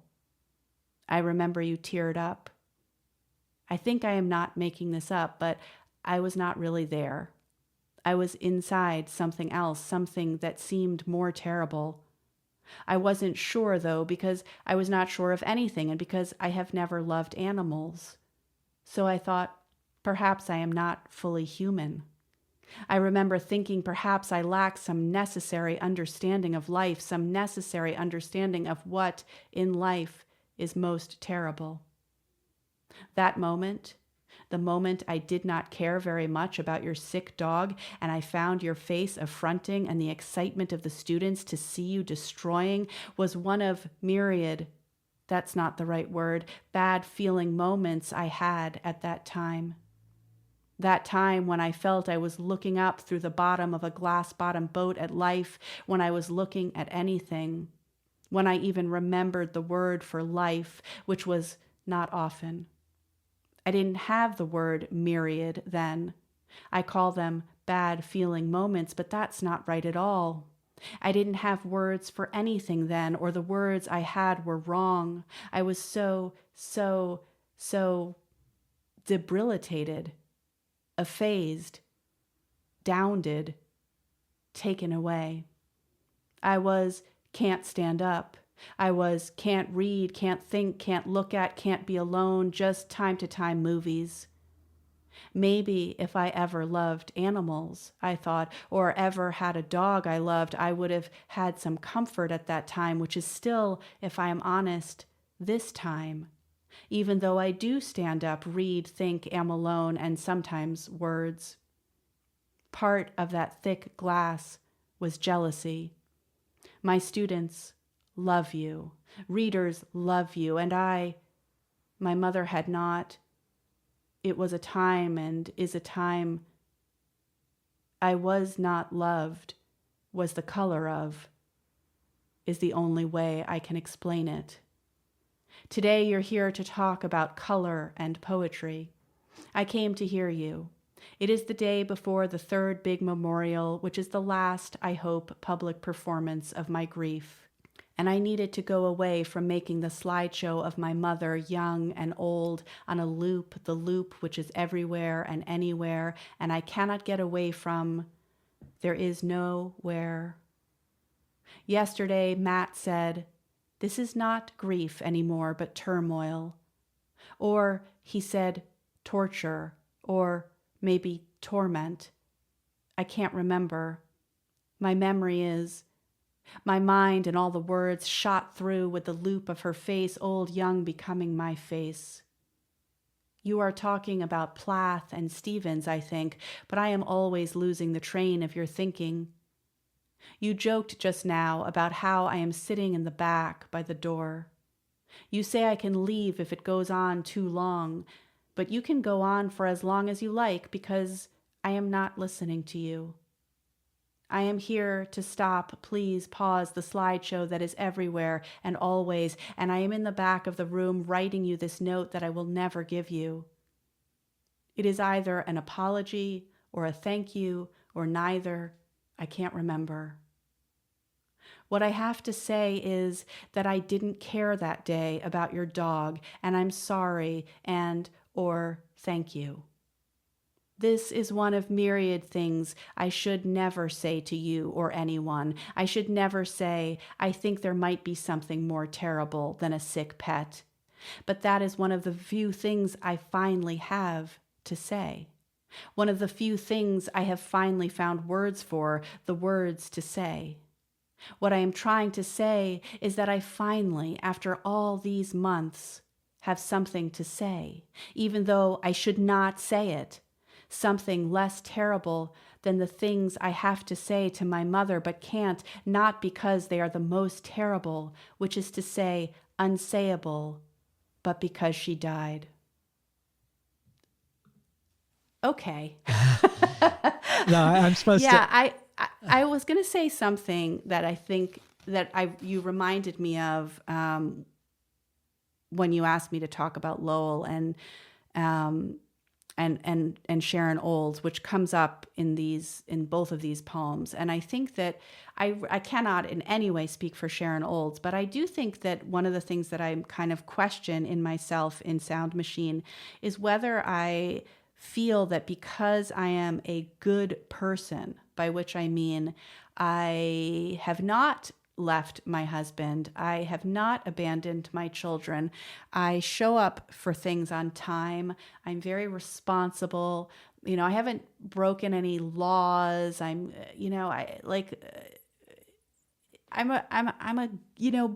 by those measures, not just superficially, but I'm a good person.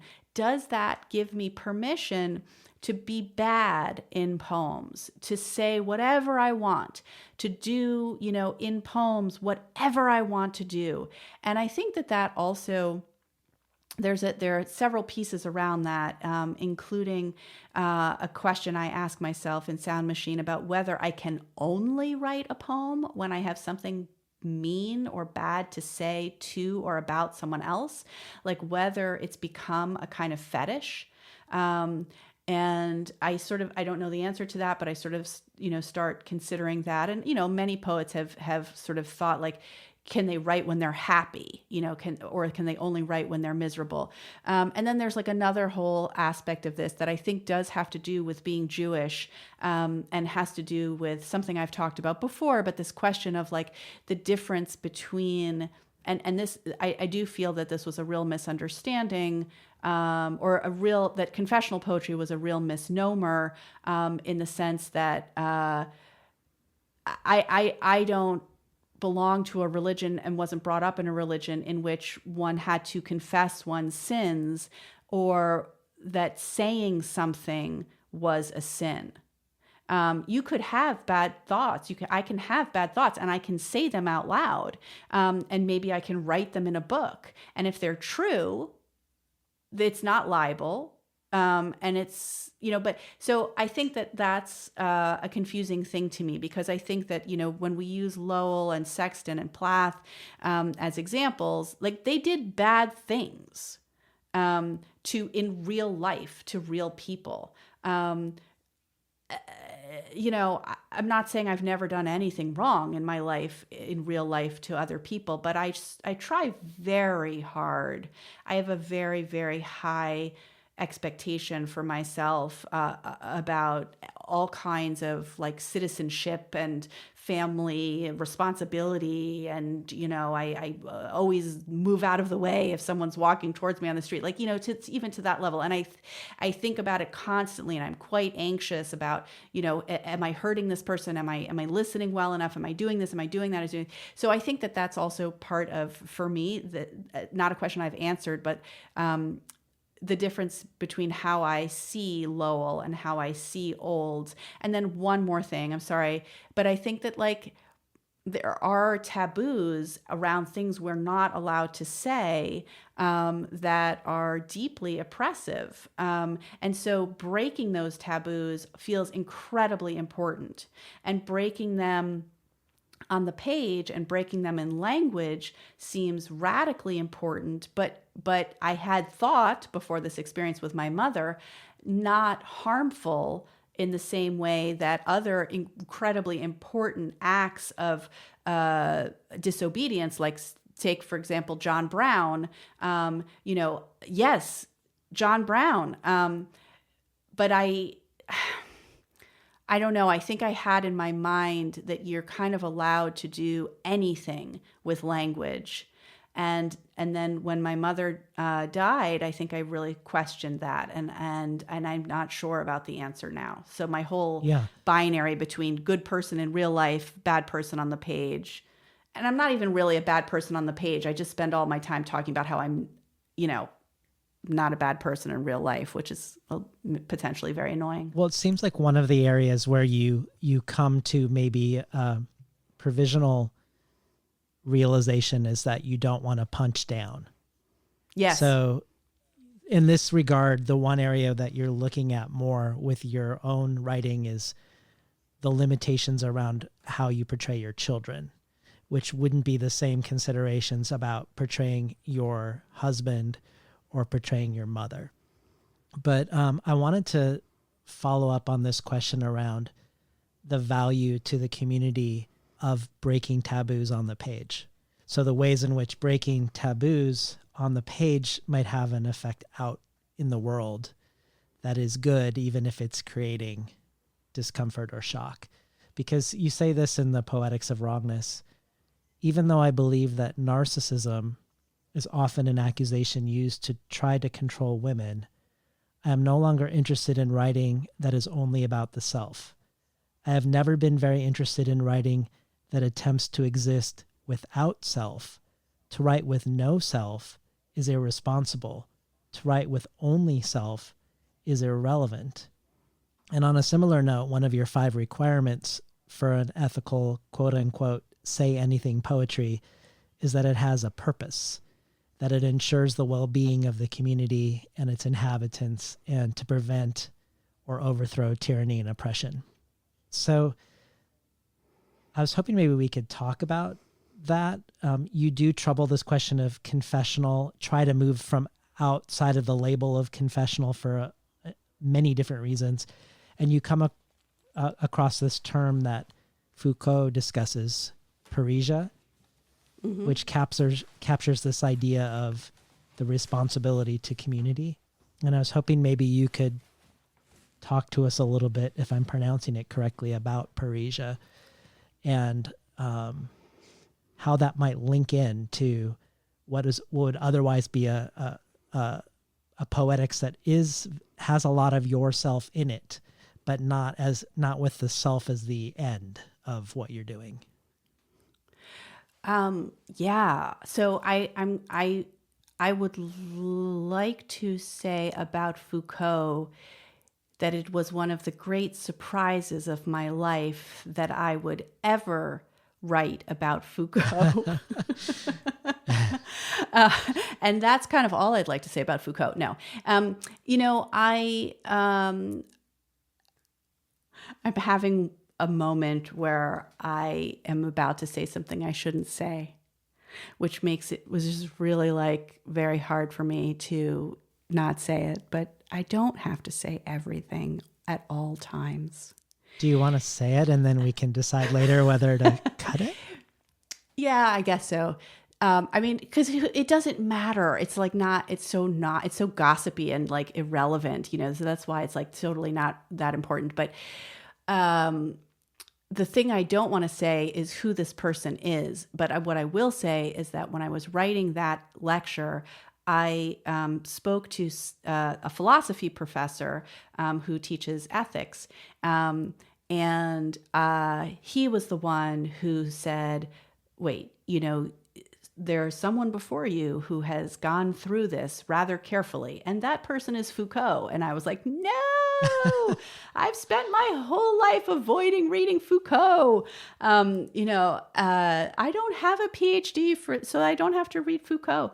And he was like, no, you have to, read this piece because it's really so much what you're talking about. And so I did, and it was brilliant and incredibly helpful. The philosophy professor is the same guy who's in the poem After the New Couples Therapist. And that's what I was like, why do I have to tell David that? Anyway, an old lover. So I think that let's use the Sharon Olds Satan Says poem as an example of this. So she's locked in this box, right? She's locked in the box of femininity. She's locked in the box of being a child. And she's locked in this music box with this ballerina. And Satan says, I'll let you out. All you have to do is say what happened and say these terrible things about your parents. There are people who are not as adoring of Sharon Olds as I am. It's true, they exist. And yet I will say that over the course of my teaching career, I've met a great number of people who, either because they've come into personal contact with her or more often just with her work, who will say that Sharon Olds is the one who really made them a writer, or that her work opened something up for them. And often these are gay men who feel that something about her openness or her willingness to speak the truth about her body and her sexuality and her experience was what helped them come out of the closet, or help them write openly about their bodies, their sexuality, their experience with their parents, their experience with homophobia. So it's interesting to me that this breaking of a taboo is not just to get women out of the box, for example. And I think that's I also see a difference there. That's the purpose, that there really is a purpose. Who was it? Was it Muriel Rukeyser who said, if a woman was to tell the truth, yes. If one woman was to tell the truth about her life, the world would break open. I'm probably slightly misquoting. But I think that's kind of a sense that I have that some of these prohibitions around privacy, around etiquette, around normalcy, around, our social expectations are ineluctably tied to ways of repressing, othering, vilifying, pathologizing LGBT people, women, people of color, and that one very important way of fighting against that oppression and dismantling those systems of oppression is to tell the truth about your life, your body, your experience in the world, your lived experience. And that purpose is one of the most important purposes that can be, because if it has the effect that we want it to have, it will lead to less oppression. So I think that's really important. And then this question of punching up or punching down, I think also comes up, in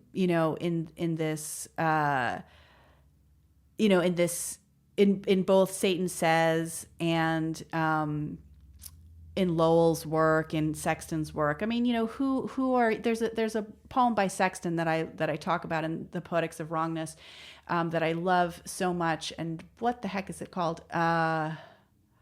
It's the one to John Holmes, and she's real. It's a similar poem to Satan Says, in that she's speaking back to John Holmes, who was a writing teacher who really just spoke so belittlingly of Sexton and Sexton's poetics and her penchant for writing about herself and her life and her family and her body. And she really talks back to him in this poem.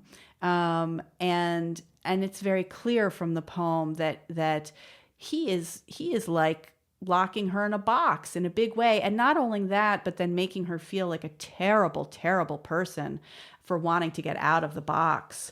In her poem, there's different imagery. It's a bowl, and she's trapped in the bowl of her mind, and there's a kitchen table. But so I think that's incredibly important. And Foucault is much more political in his presentation of this idea. But we know now firsthand, right up front, that we need someone to speak truth to power and take down Trump. The history of tyrants is that nobody, they became tyrants in part because they were never listening to anyone who was disagreeing with them or who's challenging them or pushing back at them. And so in that sense, a democracy absolutely depends upon the freedom of speech, in particular, your ability and your responsibility to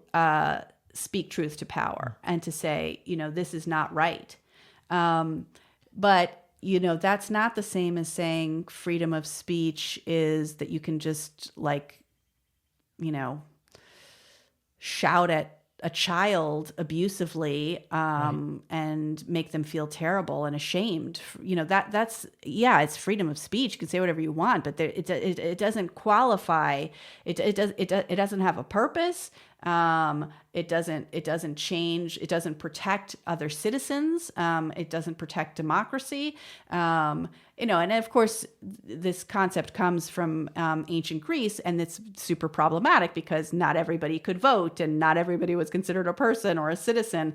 But I'm sort of transplanting the idea, which I think is a very un-American one in certain ways, that we can believe in freedom of speech, but we can also participate in trying to figure out ethical guidelines for speech, so that we remember that the purpose of speech is for good, even if it disturbs, provokes, upsets.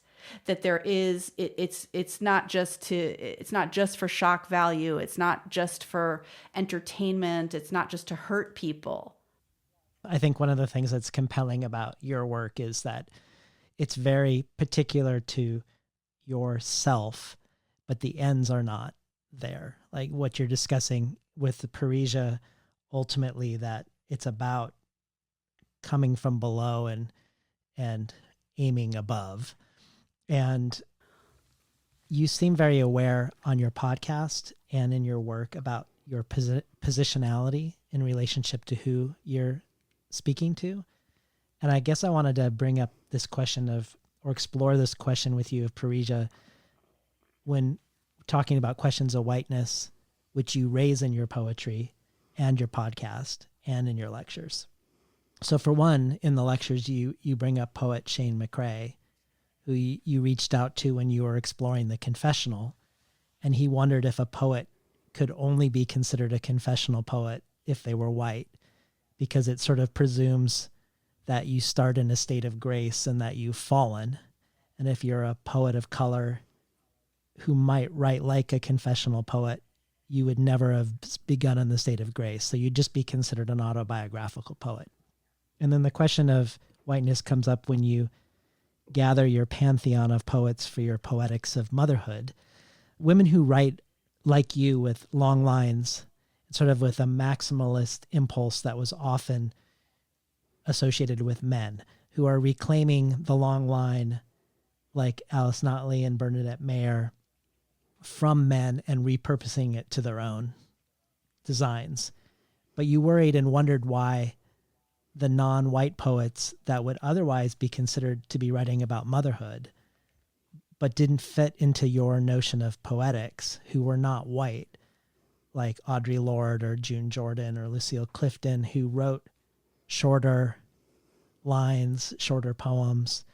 You wondered if there was some aspect of a poetics of privilege within the poetics of motherhood. So you don't have to talk about these necessarily, these examples, but I like this open question that you have. It's self-questioning as you puzzle through being a poet who is white.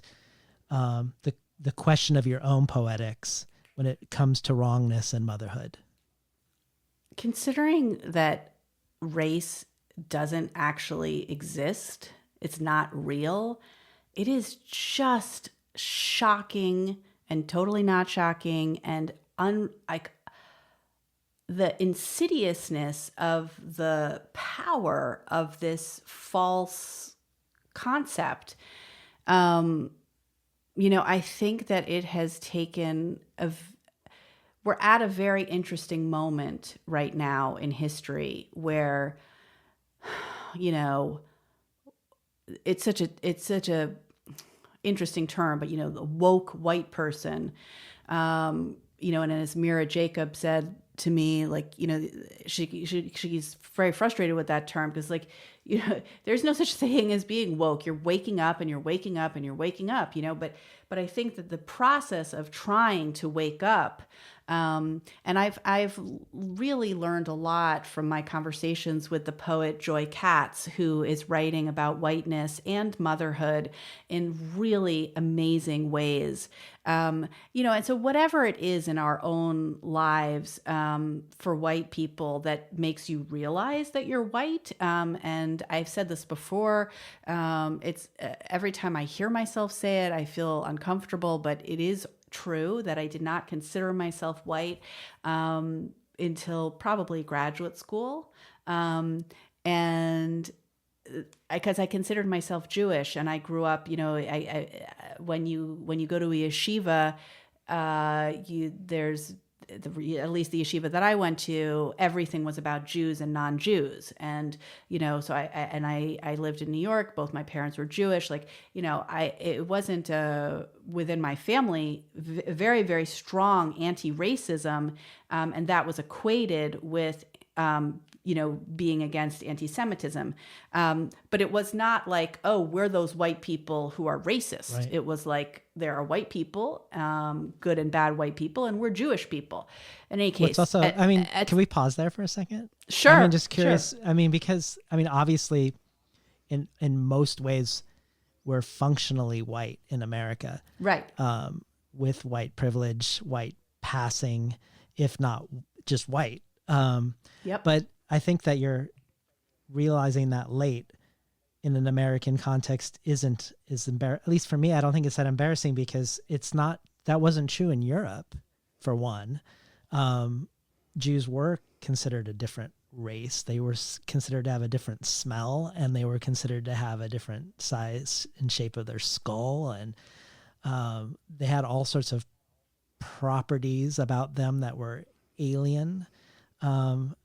And then also the notion that white nationalists, even today, don't consider Jews part of that vision.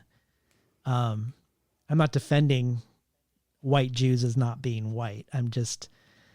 I think there is a complication if you have an awareness of Jewish history that, mm-hmm. But obviously, ultimately, it's disrespectful to Jews who aren't white in the United States. Maybe more than anybody for white Jews to say they're not white in an American context. And it's also incredibly disrespectful to people of color for me to imagine myself as part of a oppressed minority in a daily way that I don't experience, whereas people of color often do. And I can, but you're right. I don't think that my father was born in December of 1940 in Nice, and his parents my grandmother was waiting for him to be born and then fled to the United States, but had to stop in Portugal for 3 months because one of her other kids got sick. They came to the United States. They were rerouted to Cuba. They were in Cuba for a little while. They came back to the United States. I do not think that in my father's lifetime, until maybe the past 20 years, he has felt like a white person. I mean, he went to Yale when there were quotas for Jews. It was a daily experience for him of being visibly, markedly treated differently by people because he was Jewish. That is not my experience, but it is my recent sort of intergenerational experience. And certainly even my mother's parents, who came a generation earlier to the United States than my father, on my father's side, absolutely were treated primarily as Jews, not primarily as white people. So it is very present. But I think that it is, my grandparents, who I was extremely close to on my father's side, and my great aunt, my grandmother's sister, spoke with heavy, heavy accents. They spoke Yiddish to each other, if they didn't want me to understand, or French. And they did not consider themselves American. I also have not really ever considered myself American, even though I am an American. And to say I've never considered myself an American is offensive when you think about what it means to be an undocumented person in the United States. I have all of the privileges of American citizenship, and I have enjoyed them and counted on them my entire life. And, absolutely passing privilege, skin color privilege, white privilege. And yet it is a meaningful and real part of my experience that I consider myself to be the child of immigrants, this kind of feeling that the government could turn on me at any moment, the government is not to be trusted, that even if I have an American passport, that it could be taken away from me. I mean, these are things that I feel very deeply. And again, that is not the same as my life expectancy is right. Much higher than a Black woman living in New York, of the same class and educational background. So that's incredibly fucked up. I know when I go to the hospital to give birth to a baby, I'm probably not going to die. And my baby is probably not going to die. If I were of color, that I would be much less sure of that. Right. So I think this question, my sense, without trying to generalize, is that we are at this moment in history when, if we care about waking up to the impact of racism and other kinds of oppression, that we have to consider our own whiteness. We have to consider intersectionality, what our position is, given all of the details of our gender and our class and our geography and all of those things, and that is happening. Like, every white person needs to wake up to the fact that they're white and what that means and how that affects them. Because I think that this recent notion of the appropriate liberal, good, kind of way of thinking about the world is to be colorblind. We know, that's I would say the big divide between my father and myself, his generation. And he's, by endless conversations with me, and especially with my kids, he's come to realize that colorblindness is a total fantasy, and a harmful one.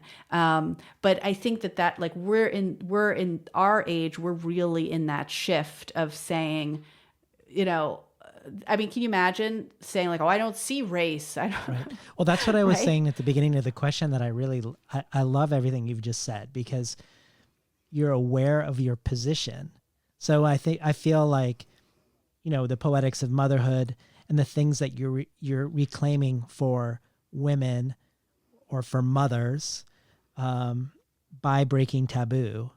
And then the flip side of that, you developing a poetics that speaks very, very much to you, and yet you're porous to hearing the ways in which it may be erasing. I guess this could return us to the sound machine. You're porous to the ways your poetics could be a sound machine that's erasing legitimate motherhood poetics that are non-white, that maybe you didn't see them as being a poetics of motherhood or your poetics of motherhood because you are white. Right. I mean, I think if there's anything I've learned, it's that every time I think I understand how whiteness is working in a particular situation, I have only begun to see the edge of that it is so deeply entrenched in all of our institutions and the way that my professors, who were white, all of them, literally all of them, and most of them were straight, how whiteness affected them and their teachers, and every notion of what we think about what makes art good, everything we think about who we are and how to live, and when I think I figured something out, I have to stop and say to myself over and over and over again, wait a second. Am I blind to something, or am I not able to see a fuller context of this? How can I pull the frame back to see the larger picture of how this thought came into being? Like, as you were describing it, I was picturing a stage, and I was picturing an actor on the stage and the spotlight on the actor. And I was thinking about, there's so many times where I think that I see it now. And I think that the goal is to shine more light on it and kind of put sort of darken everything else so that I can see, and I can hear this one thing, right? But think about, if you turn off the spotlight, or if you turn up all the lights in the theater, and you see the audience, and you see the other actors, and you see backstage, and then you go back even further. How do you include the people who built the theater? Who made the props? Who how was it that this person got to be in the center of the stage with the spotlight on them? Whatever their story is, whoever they are, that is, you can't untie that from the history of, it's like when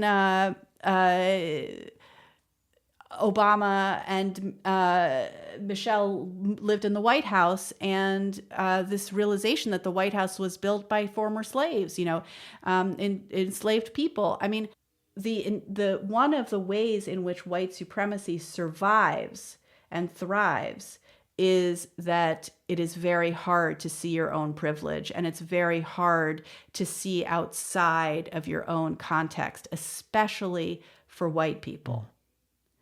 And so, yeah, I mean, it's a, I'm not I'm probably performing an act of white fragility right now to say this.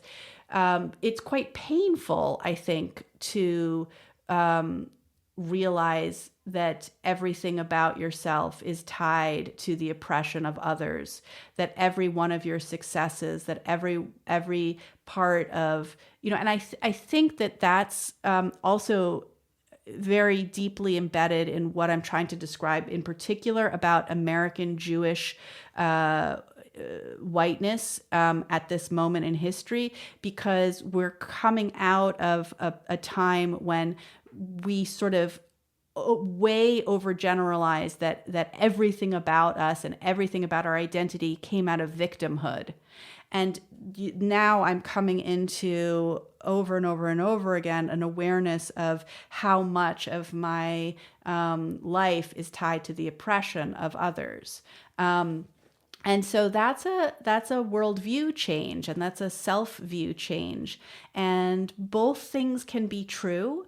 We have to, this is part of why it's so important to break down all of these binaries, whether they're around gender or around, good and bad, or victim oppressor, because the truth is almost always that there are competing multiple truths that have to stand next to each other, and that we have to take responsibility for. But and again, this has to do with wrongness. Like, I mean,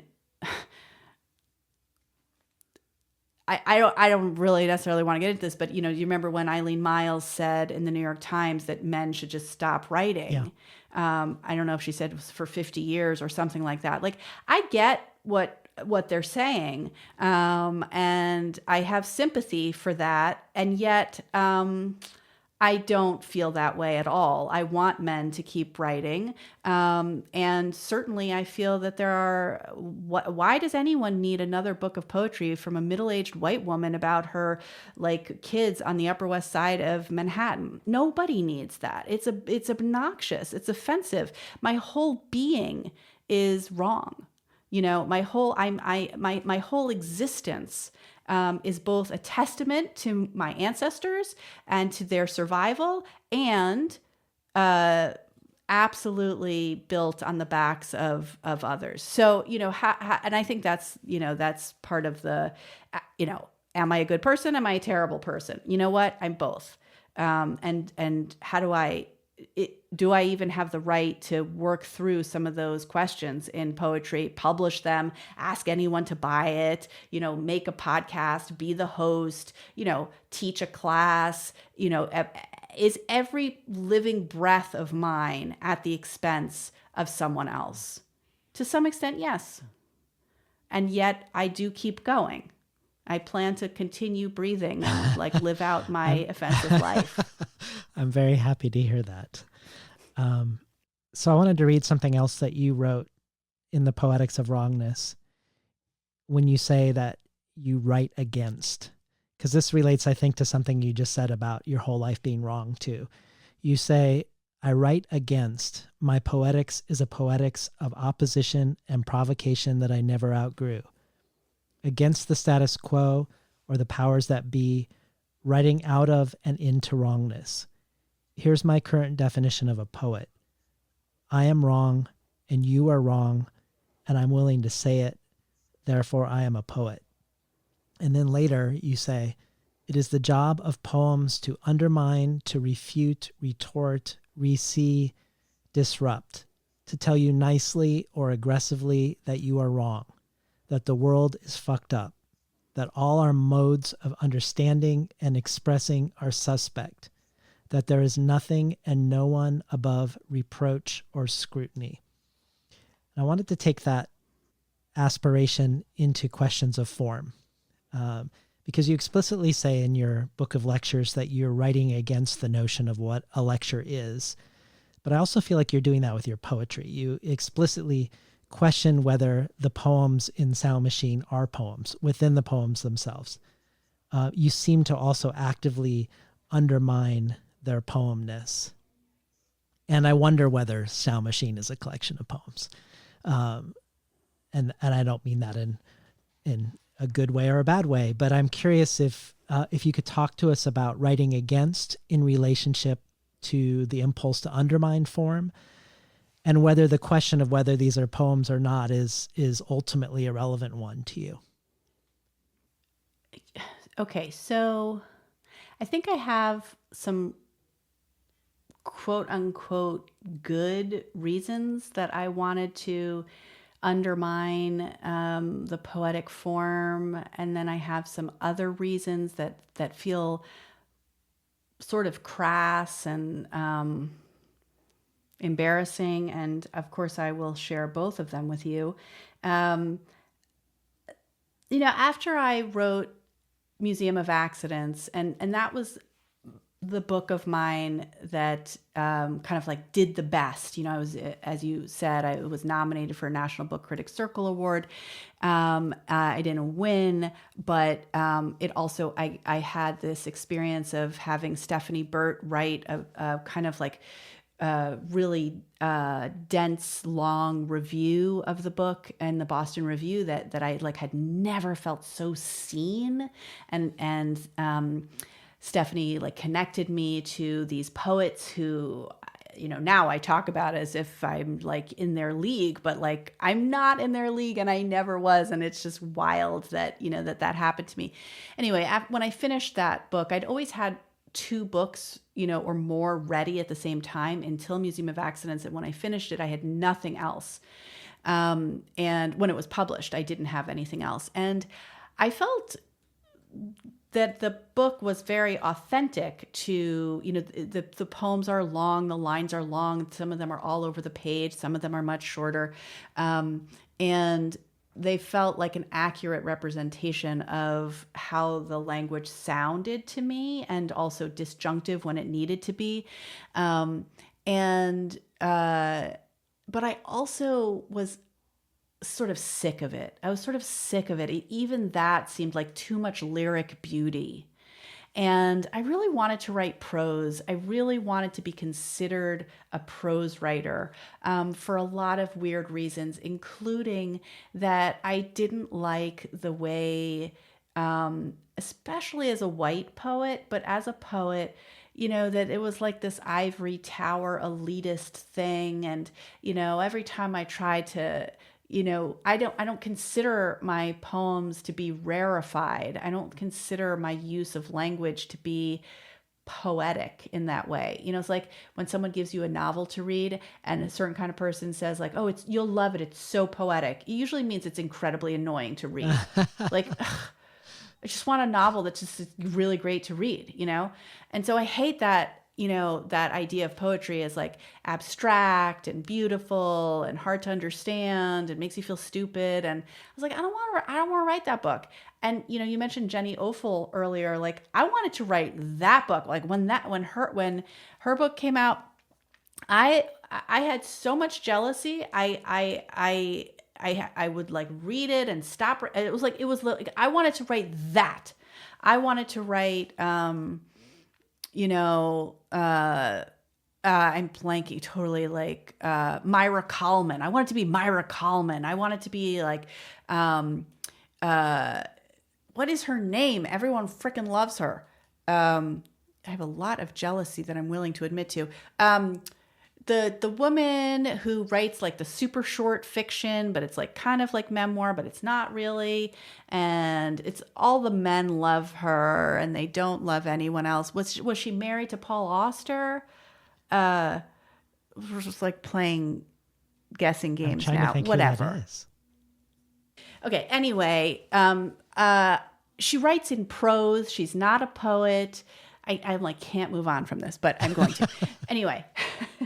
So I wrote two books. One was Fables and one became Pedestrians. And then eventually Fables was swallowed up by Pedestrians and Wave published it. But Fables was absolutely supposed to be either fiction or, memoir. And I felt that I'd been writing memoir really pretty much my whole life. And I had been told over and over again, these aren't poems, even when they looked like poems on the page. And it was not a nice thing I was being told. It wasn't like, oh, you are an experimental poet. It was like, these aren't poems. They were too narrative, too conversational, too chatty, too like about banal things, too long, all this stuff.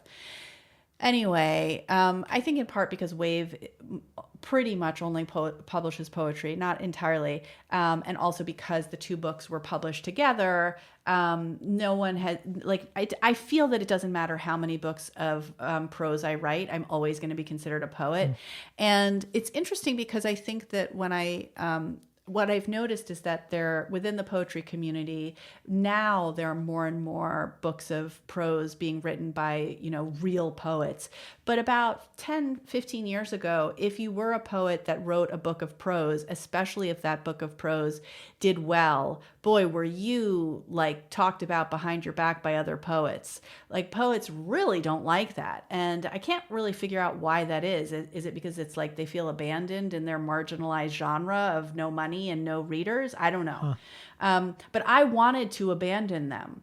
I wanted to reach a general audience. I felt like I on a more individual level, I didn't want my long poems are intimidating to many readers, and I didn't want to intimidate those readers. And I had the experience of when somebody would like have to come to one of my readings for course credit or something, they'd come up to me afterwards and say like, oh, I didn't think I was going to like it, but I really did. So I knew that when I read the work out loud, or when someone was like forced to read it, they were like, oh yeah, I like this kind of poetry. This isn't really poetry. This is like, this is just like, this speaks to me in some accessible way. And I really was looking for that. So I think that I've had this,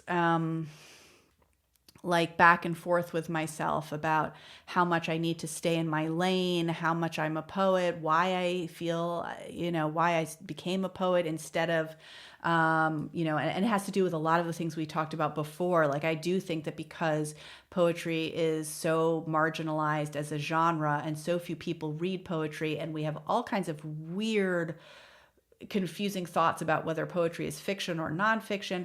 I do think that for some people like me who say very personal autobiographical things, we sometimes go to poetry because we think that if we say it in a poem, we're allowed to, because nobody reads it, you don't make any money.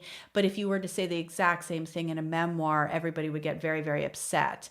Or if you said it in prose, people would feel like, well, I know how to read prose, I know how to read sentences. And so that's a sort of like an accompanying struggle that I've had for the past, 15 years of like kind of wanting to be a prose writer, and wanting to be read as a prose writer, even if I'm not a prose writer. Well, it goes against some, I don't know if it was a theory that I created or something that I read that you no longer believe, but I had constructed this idea that because your mom was a storyteller and because your mom was such a big storyteller, a famous storyteller,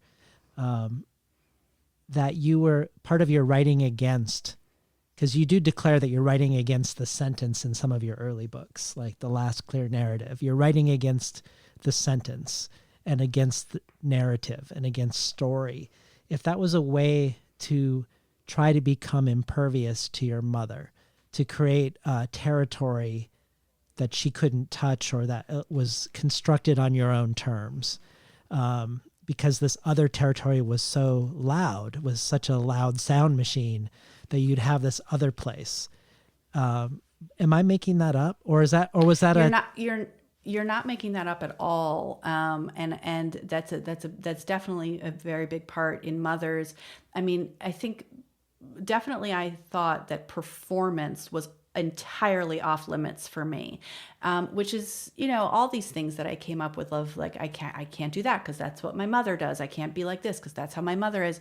I'm a pretty good storyteller. I'm not as good a storyteller as she was, but I'm a good reader of my own work. I like to be in front of an audience. I love to read. And yet I think I was like, performance and performativity are bad. And then on top of that, I think, yes, I had this idea. I mean, all growing up, people would say, oh, well, are you going to grow up to be a writer just like your mother? And I was like, no, I'm not going to be a writer. I'm going to be a poet. As if being a writer and being a poet are two entirely different things. And I thought they were for a long time. And some people, there are a lot of people who are avid readers who will not read poetry. My husband, reading, I would say, is his greatest passion in his entire life. He doesn't really like poetry. Yeah. So yeah, I somehow thought like, yeah, if I was a poet, then I was absolutely nothing like my mother whatsoever, which is so nuts. It's like after she died, I had to go through all her stuff, and there were boxes and boxes of notebooks and galleys. I have all the same stuff. Yeah. No, and I love how we get that recognition when you're in the position as a mother who can't do anything right. And then that connects us to your experience as a child with your mother. And also thinking about this question of imperviousness from the beginning of our conversation and porousness, that maybe you're trying to, or we're trying to become impervious to your mother. But we see so many ways that it's porous, inevitably. And one of the wonderful anecdotes you share is around Alice Notley, because you're in mothers, you're looking for poetic mothers, a lineage of poets who can be surrogate mothers, either in reality or on the page. And Alice Notley is one of those people for you. And yet she cites as one of her influences, which you didn't know when you sort of chose her as your mother.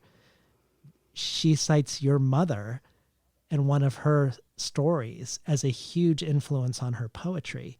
So in a strange way, you get your mother through Alice Notley. She's always there. My mother is always there. It's just fascinating. All these years, I thought I'd married my father. My husband looks so much like my father in certain ways and has a lot of qualities. And yeah, it took me like 20 years of marriage to realize I'd really just married my mother. Wow. But and then there's that question too, which is, I think it's taken me an extremely long time. And I still haven't fully accepted this, but according to other smart people, I can write something that is about my own life, that is autobiographical, that is quote unquote true, and it's still the way I see it, right? It doesn't mean it's a lie, and it doesn't mean it's fiction, but it's an entirely different experience than anyone else who was also in the room. So am I ever describing my mother, or am I just describing my internalized mother? Am I, I don't actually think, and something, for me, early on led me to want to believe in a world in which things were either real and true or unreal and untrue. And the truth, the real experience of the universe is,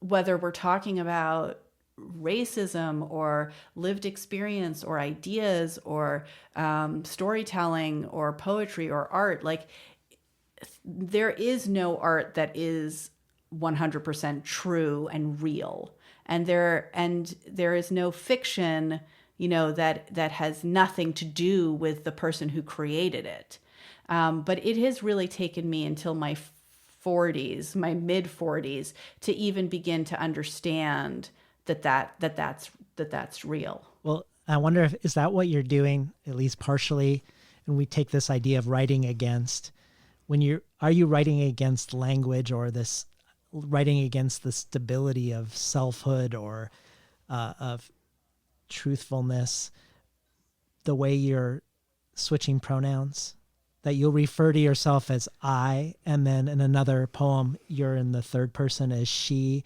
or as the mother. So we keep having you cycle through different positions for yourself within language. And so that forces us as the reader into a different position with you also. Right. I mean, we probably should all go back and read Foucault, but, we don't need to know that the language, it's not pure. It's not devoid of all this other stuff. It's not transparent. It's embedded with, whether I'm using gendered pronouns, whether I'm using first person pronoun, whether I'm using, I mean, when I say the mother, anything I write in English, it contains the entire history of, colonization and decimation of indigenous populations, as well as all the ways in which the language itself it is making it very hard for me to imagine a selfhood that is outside of the selfhood I was taught to imagine and is in the language. Like, so yeah, I mean, to some extent, my writing and my poetics doesn't look like N. nor Bessie Phillip, and yet I think that I very much identify with the idea that you, on some level, have to break the language, even as you have to use the language to tell your story. You have to break the story. You have to break all the forms. There is embedded in every word, in every form, in every made object is, in a way, a limit. Every made object is as much an artifact of the limits of imagination as it is of imagination. And we cannot even fully imagine a world because of our political structures, because of our history, because of our language, because of our ideas about human bodies and relationships and all of those things. So, we can only exist within that, right? It's like the work of liberation is never done.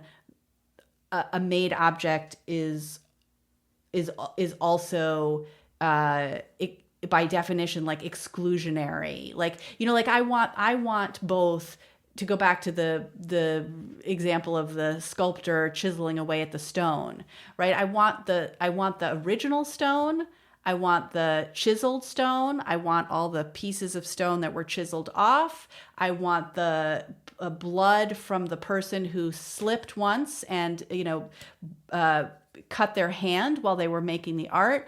I want it to take as long to be in the presence of this sculpture as it took to make it. I want your body to feel the way the sculptor felt somehow. Like, I want you to look at it and have your back hurt, but I also want you to have a transcendent experience in which it just appears to you like as if from the divine. I want it to make you think of yourself. I want it to make you see yourself in ways you never thought of before. Like, I want all of that, all of it at once. I don't want it one at a time, because as soon as you have any order, then you have the oppression of linear ideas and of narrative. But we are in time, and we are limited, in our senses. So I have to accept that.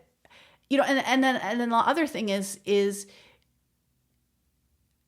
I want something that is just short of total anarchy and chaos.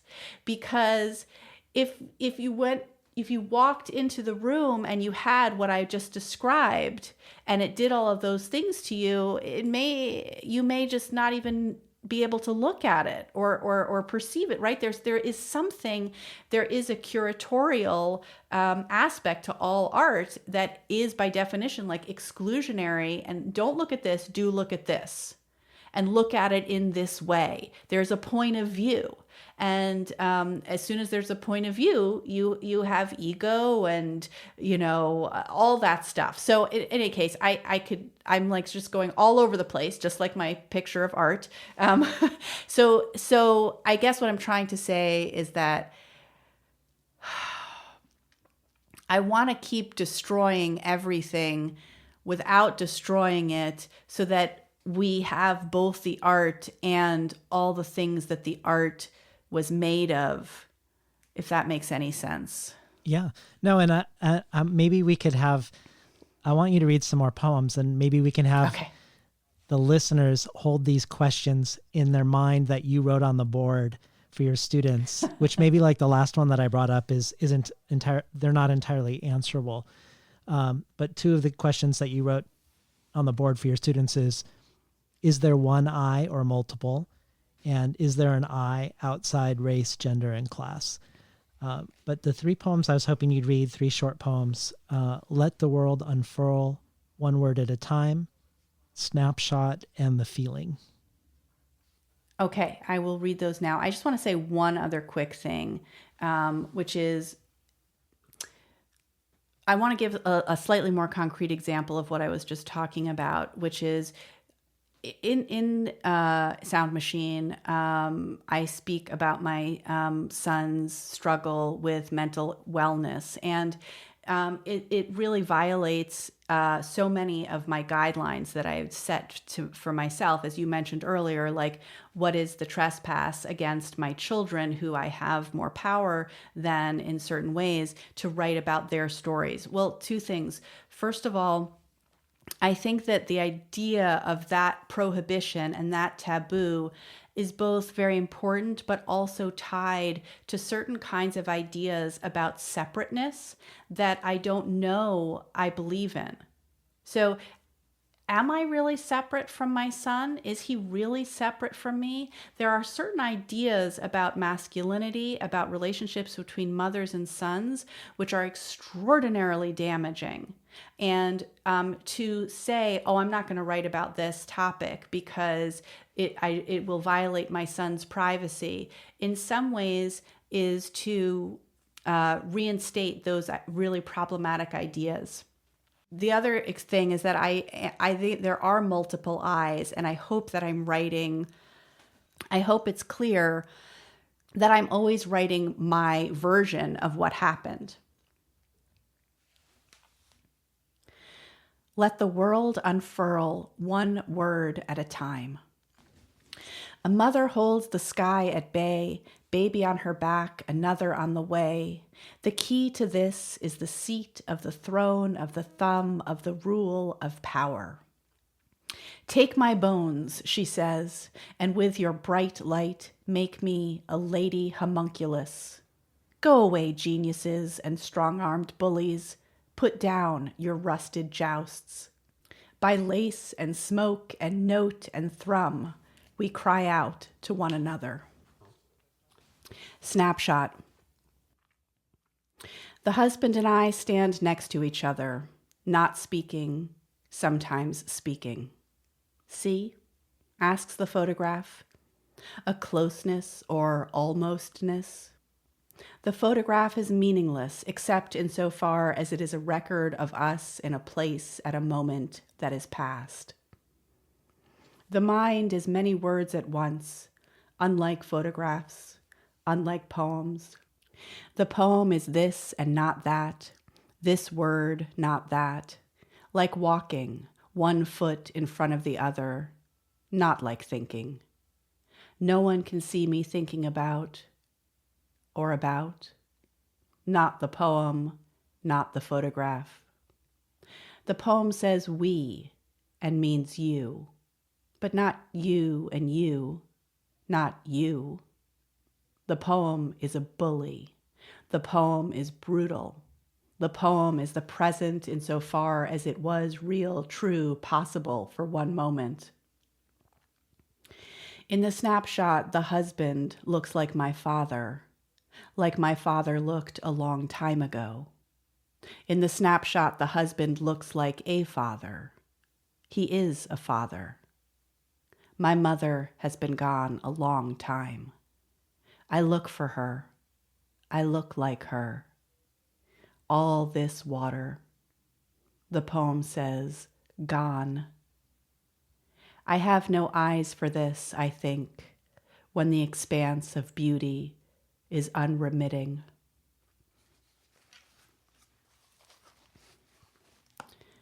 The feeling.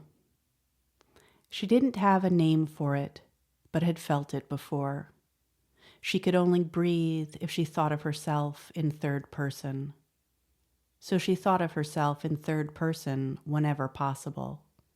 For example, she and the husband had been fucking with unusual frequency, as if in training for something, but last night it took them a long time to get off. That long time was part of the feeling she'd felt before but couldn't name. She wondered whether thinking of herself as she was making it difficult to be in her body. We've been listening to Rachel Zucker read from SoundMachine from Wave Books. So I wanted to take this notion that you wrote about in your essay that you wrote about Jewish poetics, Envy of the Graven Image, I think it's called. Is that right? Yeah, you went way back. Yeah, well, but I wanted to take that notion, Judaism, like Islam, has that taboo around the image of idol making and an emphasis on the word spoken, sung, and written. And think about a series of lines in SoundMachine that return us to the problems of turning reality into language. In SoundMachine, you say, every metaphor is full of blood diamonds, full of blood, the act of making one thing into other, trees into pulp, into paper, people into image, sound, word, story. So maybe with that in mind, I was hoping we could talk about your companion audio project, also called SoundMachine, and hear what inspires you to take language into this other framing or this other venue, and what, if anything, are you trying to free language from, if that's part of what you're doing by doing the SoundMachine project? Sure.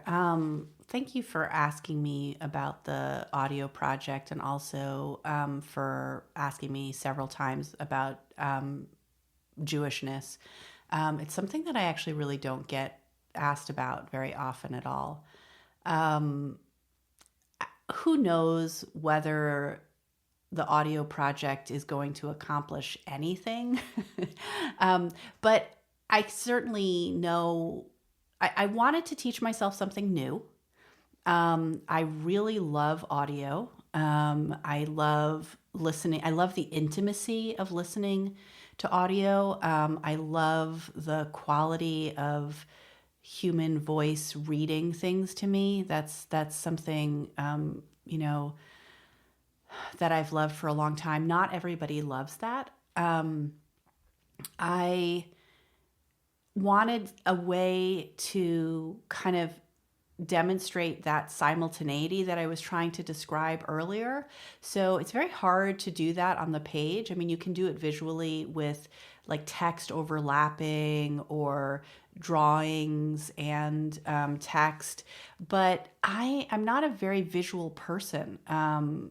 I'm much more oral, and I wanted to have it be so that you could hear two things at once. So that was very exciting to me. And I also wanted a space to experiment with performance, but intimate performance. So like a way to have some of the intimacy and some of the accessibility of a live reading, but also being able to listen to it alone whenever you want to stop, to turn it off. I feel a lot of guilt and shame when I'm reading in public that maybe people don't like it, but they have to be there or they can't get up and leave the room.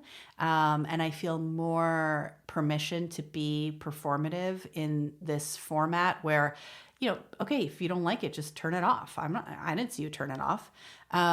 So these are like small concerns in certain ways, but they sort of like all came together. And then I also feel like, I just hadn't really seen it done very often. Like, I like listening to audiobooks. There are very few audiobooks of poetry. Tommy Pico, who was a guest on Commonplace, someone collaborated with Tommy and made a soundscape of his work. And Tommy is a fantastic reader. And then they did put out an audiobook of Tommy's book IRL, which I had read 2 or 3 times on the page and then listened to and had a completely different experience of it. And I was like, wow, I love this. There's a poem that I really love by James Schuyler called Hymn to Life that I really don't love reading on the page, but there's a good, not great recording of Skylar reading it that's on the Penn Sound website.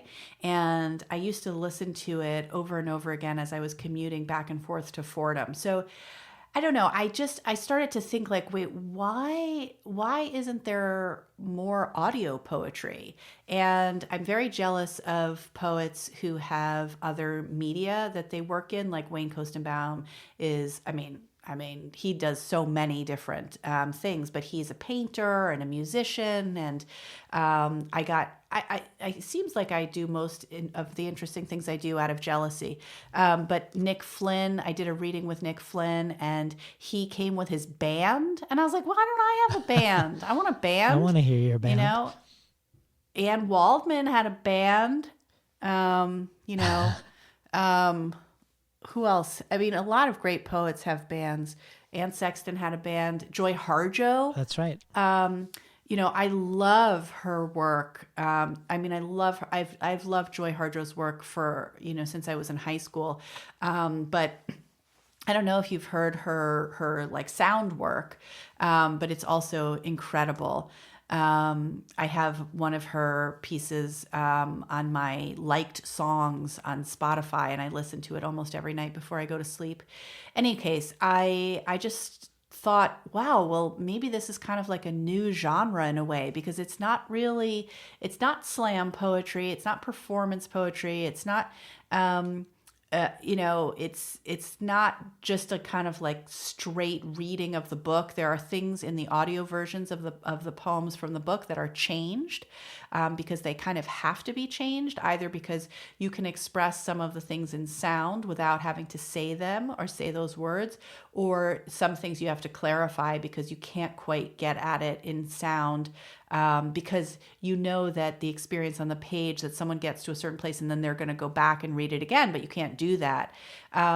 So I don't know. I was just really interested in seeing how far I could take it, and seeing if these pieces, which really are not really poems, they're not really memoir, they're not really essays, they're not really lectures. I thought maybe there's something else. They're a form that doesn't really have a name. So what I'm going to do is, in lieu of you having a band present in Maine with you right now, we're going to play a little excerpt of two very different ones. And so maybe you could start by just introducing "We Cannot Make Them Happy, Behave, Passionate, Patient, Safe, Sorry." And then I'll play 3 or 4 minutes of that, and then have you introduce the next one after that. Awesome. So I wrote that piece actually when I was in Maine, in the place that I'm in right now, several summers ago. It was a very difficult summer, and I was here without my husband, but with 2 of my kids. And I was doing a lot of reaching out through email and text and phone to other friends of mine, particularly other mother friends of mine, just sometimes for advice and sometimes just like, oh my God, this is so hard. And I ended up writing this piece that's quite different from the other pieces in SoundMachine, because it's the voices of many mothers, a lot of the actual things that they said to me during that time. So when it came time to make the audio piece of it, I really wanted to have that feeling of a chorus of mothers present. So first of all, this is made and performed by mothers. The sound designer and musician is Alicia Jo Rabins, who is an incredible musician and turns out an incredible sound designer. And has been on both of our shows. And a mother, and a very helpful mother. And the voices that you hear in the piece are my voice, Laurel Snyder, Era D. Matthews, and Erica Meitner. And so I had each of them record the piece, and I wanted a feeling that I couldn't really achieve on the page of interruption, of asynchronous, overlapping, but also comforting, non-narrative, but enough clarity of understanding. And I really do feel like the sound version is truer to the intention of the piece than the text version.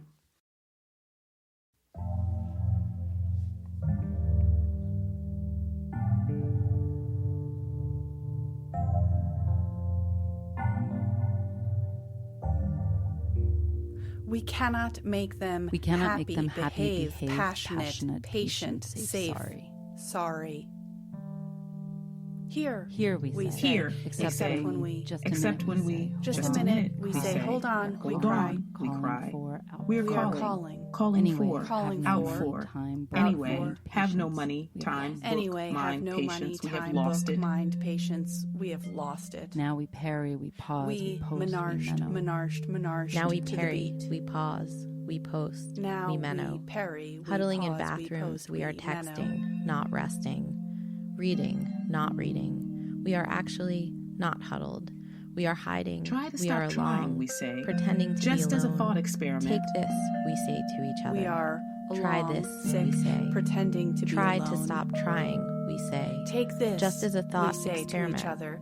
Rename Try the pills, this, we say. With this pill, Try to I withstand stop the trying, onslaught we of say. testosterone. Just as a thought With experiment. this pill, I am able to withstand Rename the the sight pills, of my we say. children We say. suffering. With this pill, I withstand With this With this rancid pill, sublingual, I will am remember try, to to withstand the sight of my children's try sick to suffering. With this rancid sublingual, Say, I will that was a remember terrible to summer when. try.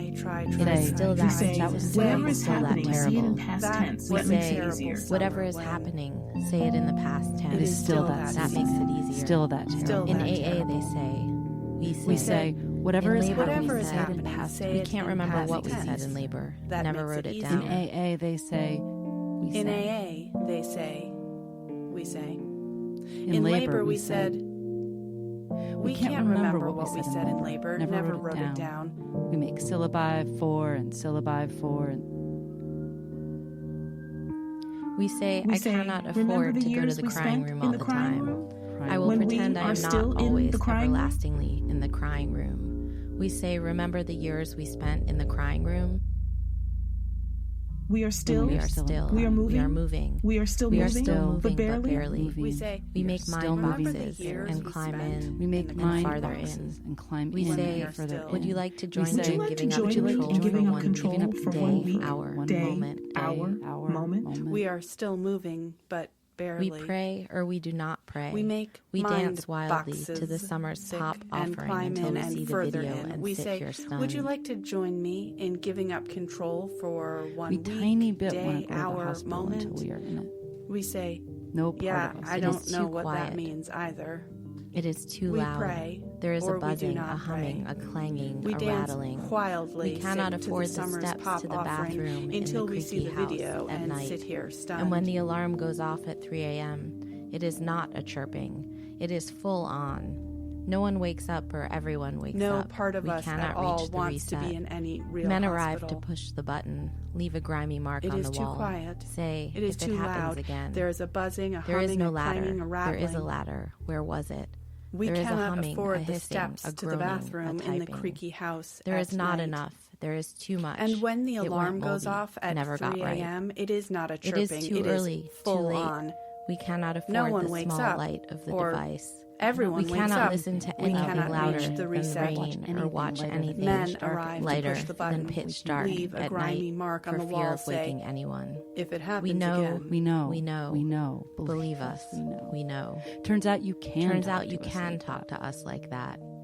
Turns out you do all the There things is a we humming, meant a when hissing, we a said groaning, we a do not typing. act like Them that. Who who used to be Them of who us. used to be of us. Them who are who are everything. everything. Them who So are now everything. we are So nothing. now we are We are nothing. husks.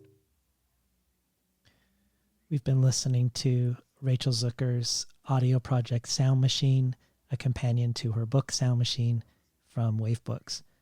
Well, before we play the other one, Rachel, tell us where people can find these projects, the audio projects, in case they want to listen to them in their entirety.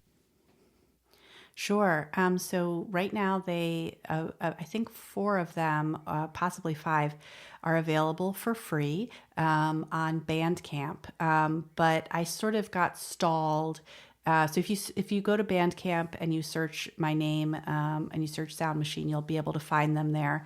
Eventually, I hope to release them as an album when I finish making maybe 10 altogether through Spotify and all the other stuff, almost like like an album. And what I really would like is to basically turn SoundMachine into a production studio and create these kinds of immersive audio pieces in collaboration with sound designers of other poets' work. And either release them as a podcast that's sort of a cross between Song Exploder and the Poetry Foundation or something. And I've applied for a grant. I don't tend to win things, but who knows? And the one that you just heard part of, I mean, my fantasy is that would also one day exist as an installation with spatial sound and photographs, and that you would walk into a relatively small, dark room in a gallery or a museum, and it would be an immersive audio experience that also would have a visual component to it as well.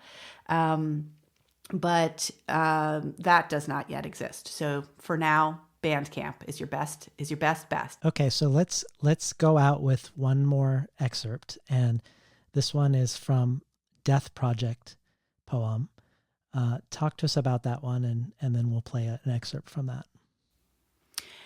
So this one was the sound design and music, original music is by Nathaniel Wokestein, who is my first cousin on my mother's side. He is an incredible musician.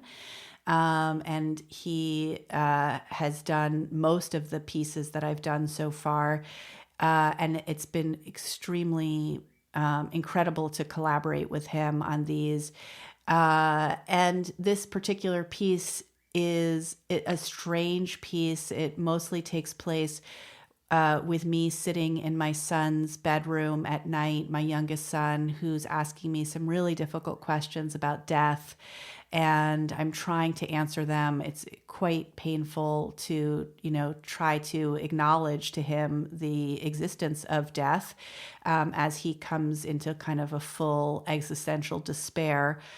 And then there's this middle section, which is very different in form and tone, that is all about Sally Mann, who I mentioned earlier, the photographer Sally Mann, and about her experience of taking photographs of her children, and then an experience that she had with a convict an escaped convict who came onto her land. And the poem also has to do with awareness, not just of individual human death, but of environmental destruction and degradation.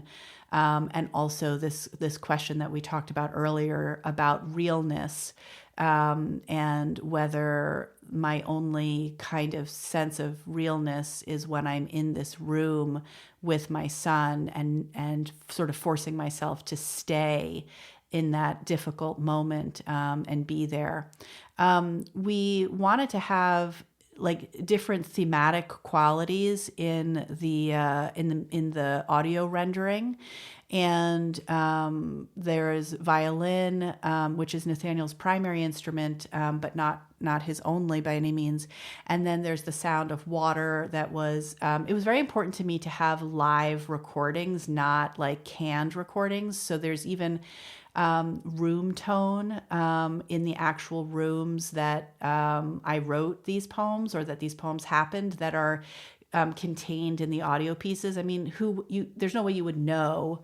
And in some of the audio pieces, the actual people in the poems speak their own lines, so to speak. Like you'll hear my husband's voice at one point and my kids' voices at one point, or the author that you mentioned earlier, who's written 4 books, who has 4 kids and, 20 books or so, is Juliana Baggett. And I recorded her giving me the actual instructions that she had given me that appear in the poem. So there's also like a kind of cinema verite quality going on in these audio pieces that I think is similar to, I love that you're using the word companion to describe the relationship between these two projects, the book and the audio project. But I think that like kind of provocative quality of like, did he really say that? Exists in the book, and then we treat that in a kind of we try to get that same feeling of risk or I guess in some cases trespass by using the actual voices of others.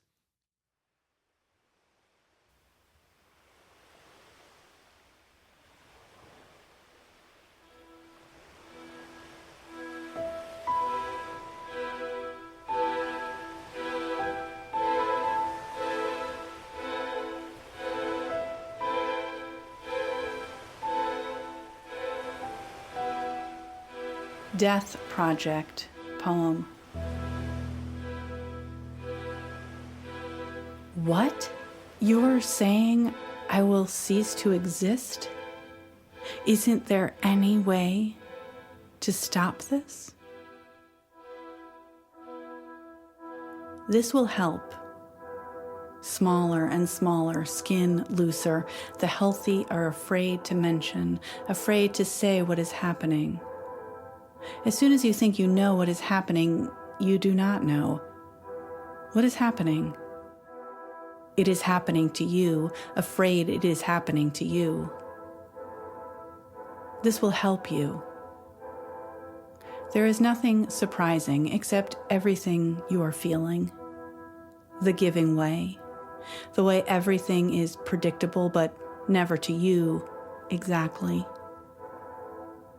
This will help you arrange, hold, stem, reconstruct words into meaningful, predictive, protective. The made way for, the giving way to.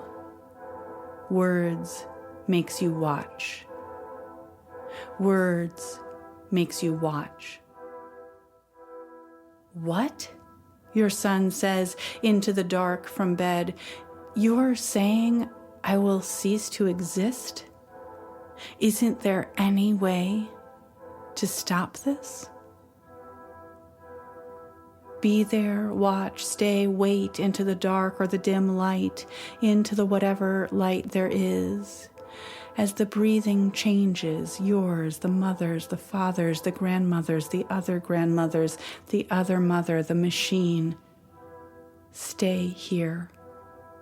You want to go out screaming into the diminished environment, the way we have ruined everything, and the we that wants desperately against everything you know is true to be anything other than I.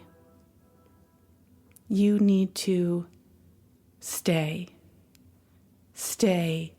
here. See what is happening to the diminishing giving way, giving away. Words reach. You need words to reach into where there are no words. There are no words. People always say those words. Those words are the words people say. Stay there.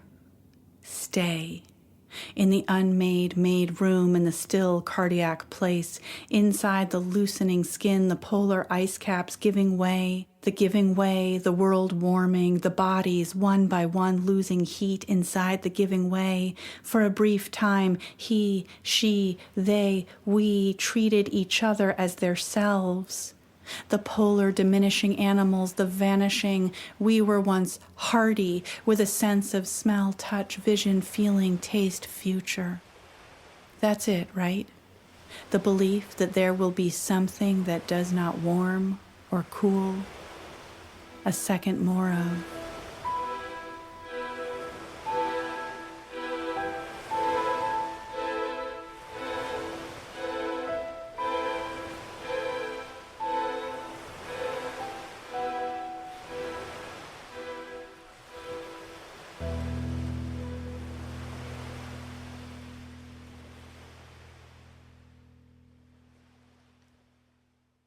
We've been listening to Death Project poem from Rachel Zucker's SoundMachine audio project. Rachel? Yes. Rachel, it was a deep honor and pleasure to have you on. Thank Between you the so Covers. much, David. I've been looking forward to this, and it exceeded my expectations. Hooray! And I hope this doesn't preclude getting to one day sit in a room together in real life. I hope it doesn't either. Yeah.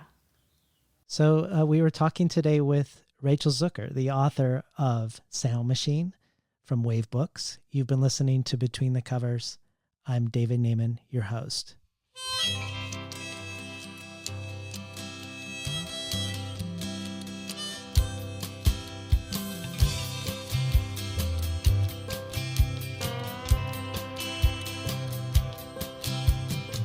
Today's episode of Between the Covers was not recorded at the studios of KBOO, but at the volunteer-powered, non-commercial, makeshift home studio of host David Naiman.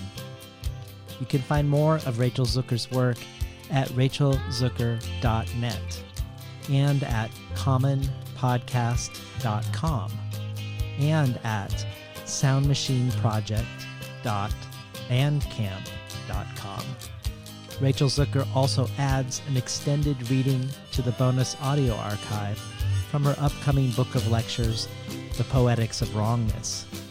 This bonus material joins readings by Layli Longsoldier, Forrest Gander, John Keane, Ted Chiang, Sheila Heti, Carmen Maria Machado, and many others. You can find out more about how to subscribe to the bonus audio and other rewards available to supporters of Between the Covers at patreon.com/betweenthecovers.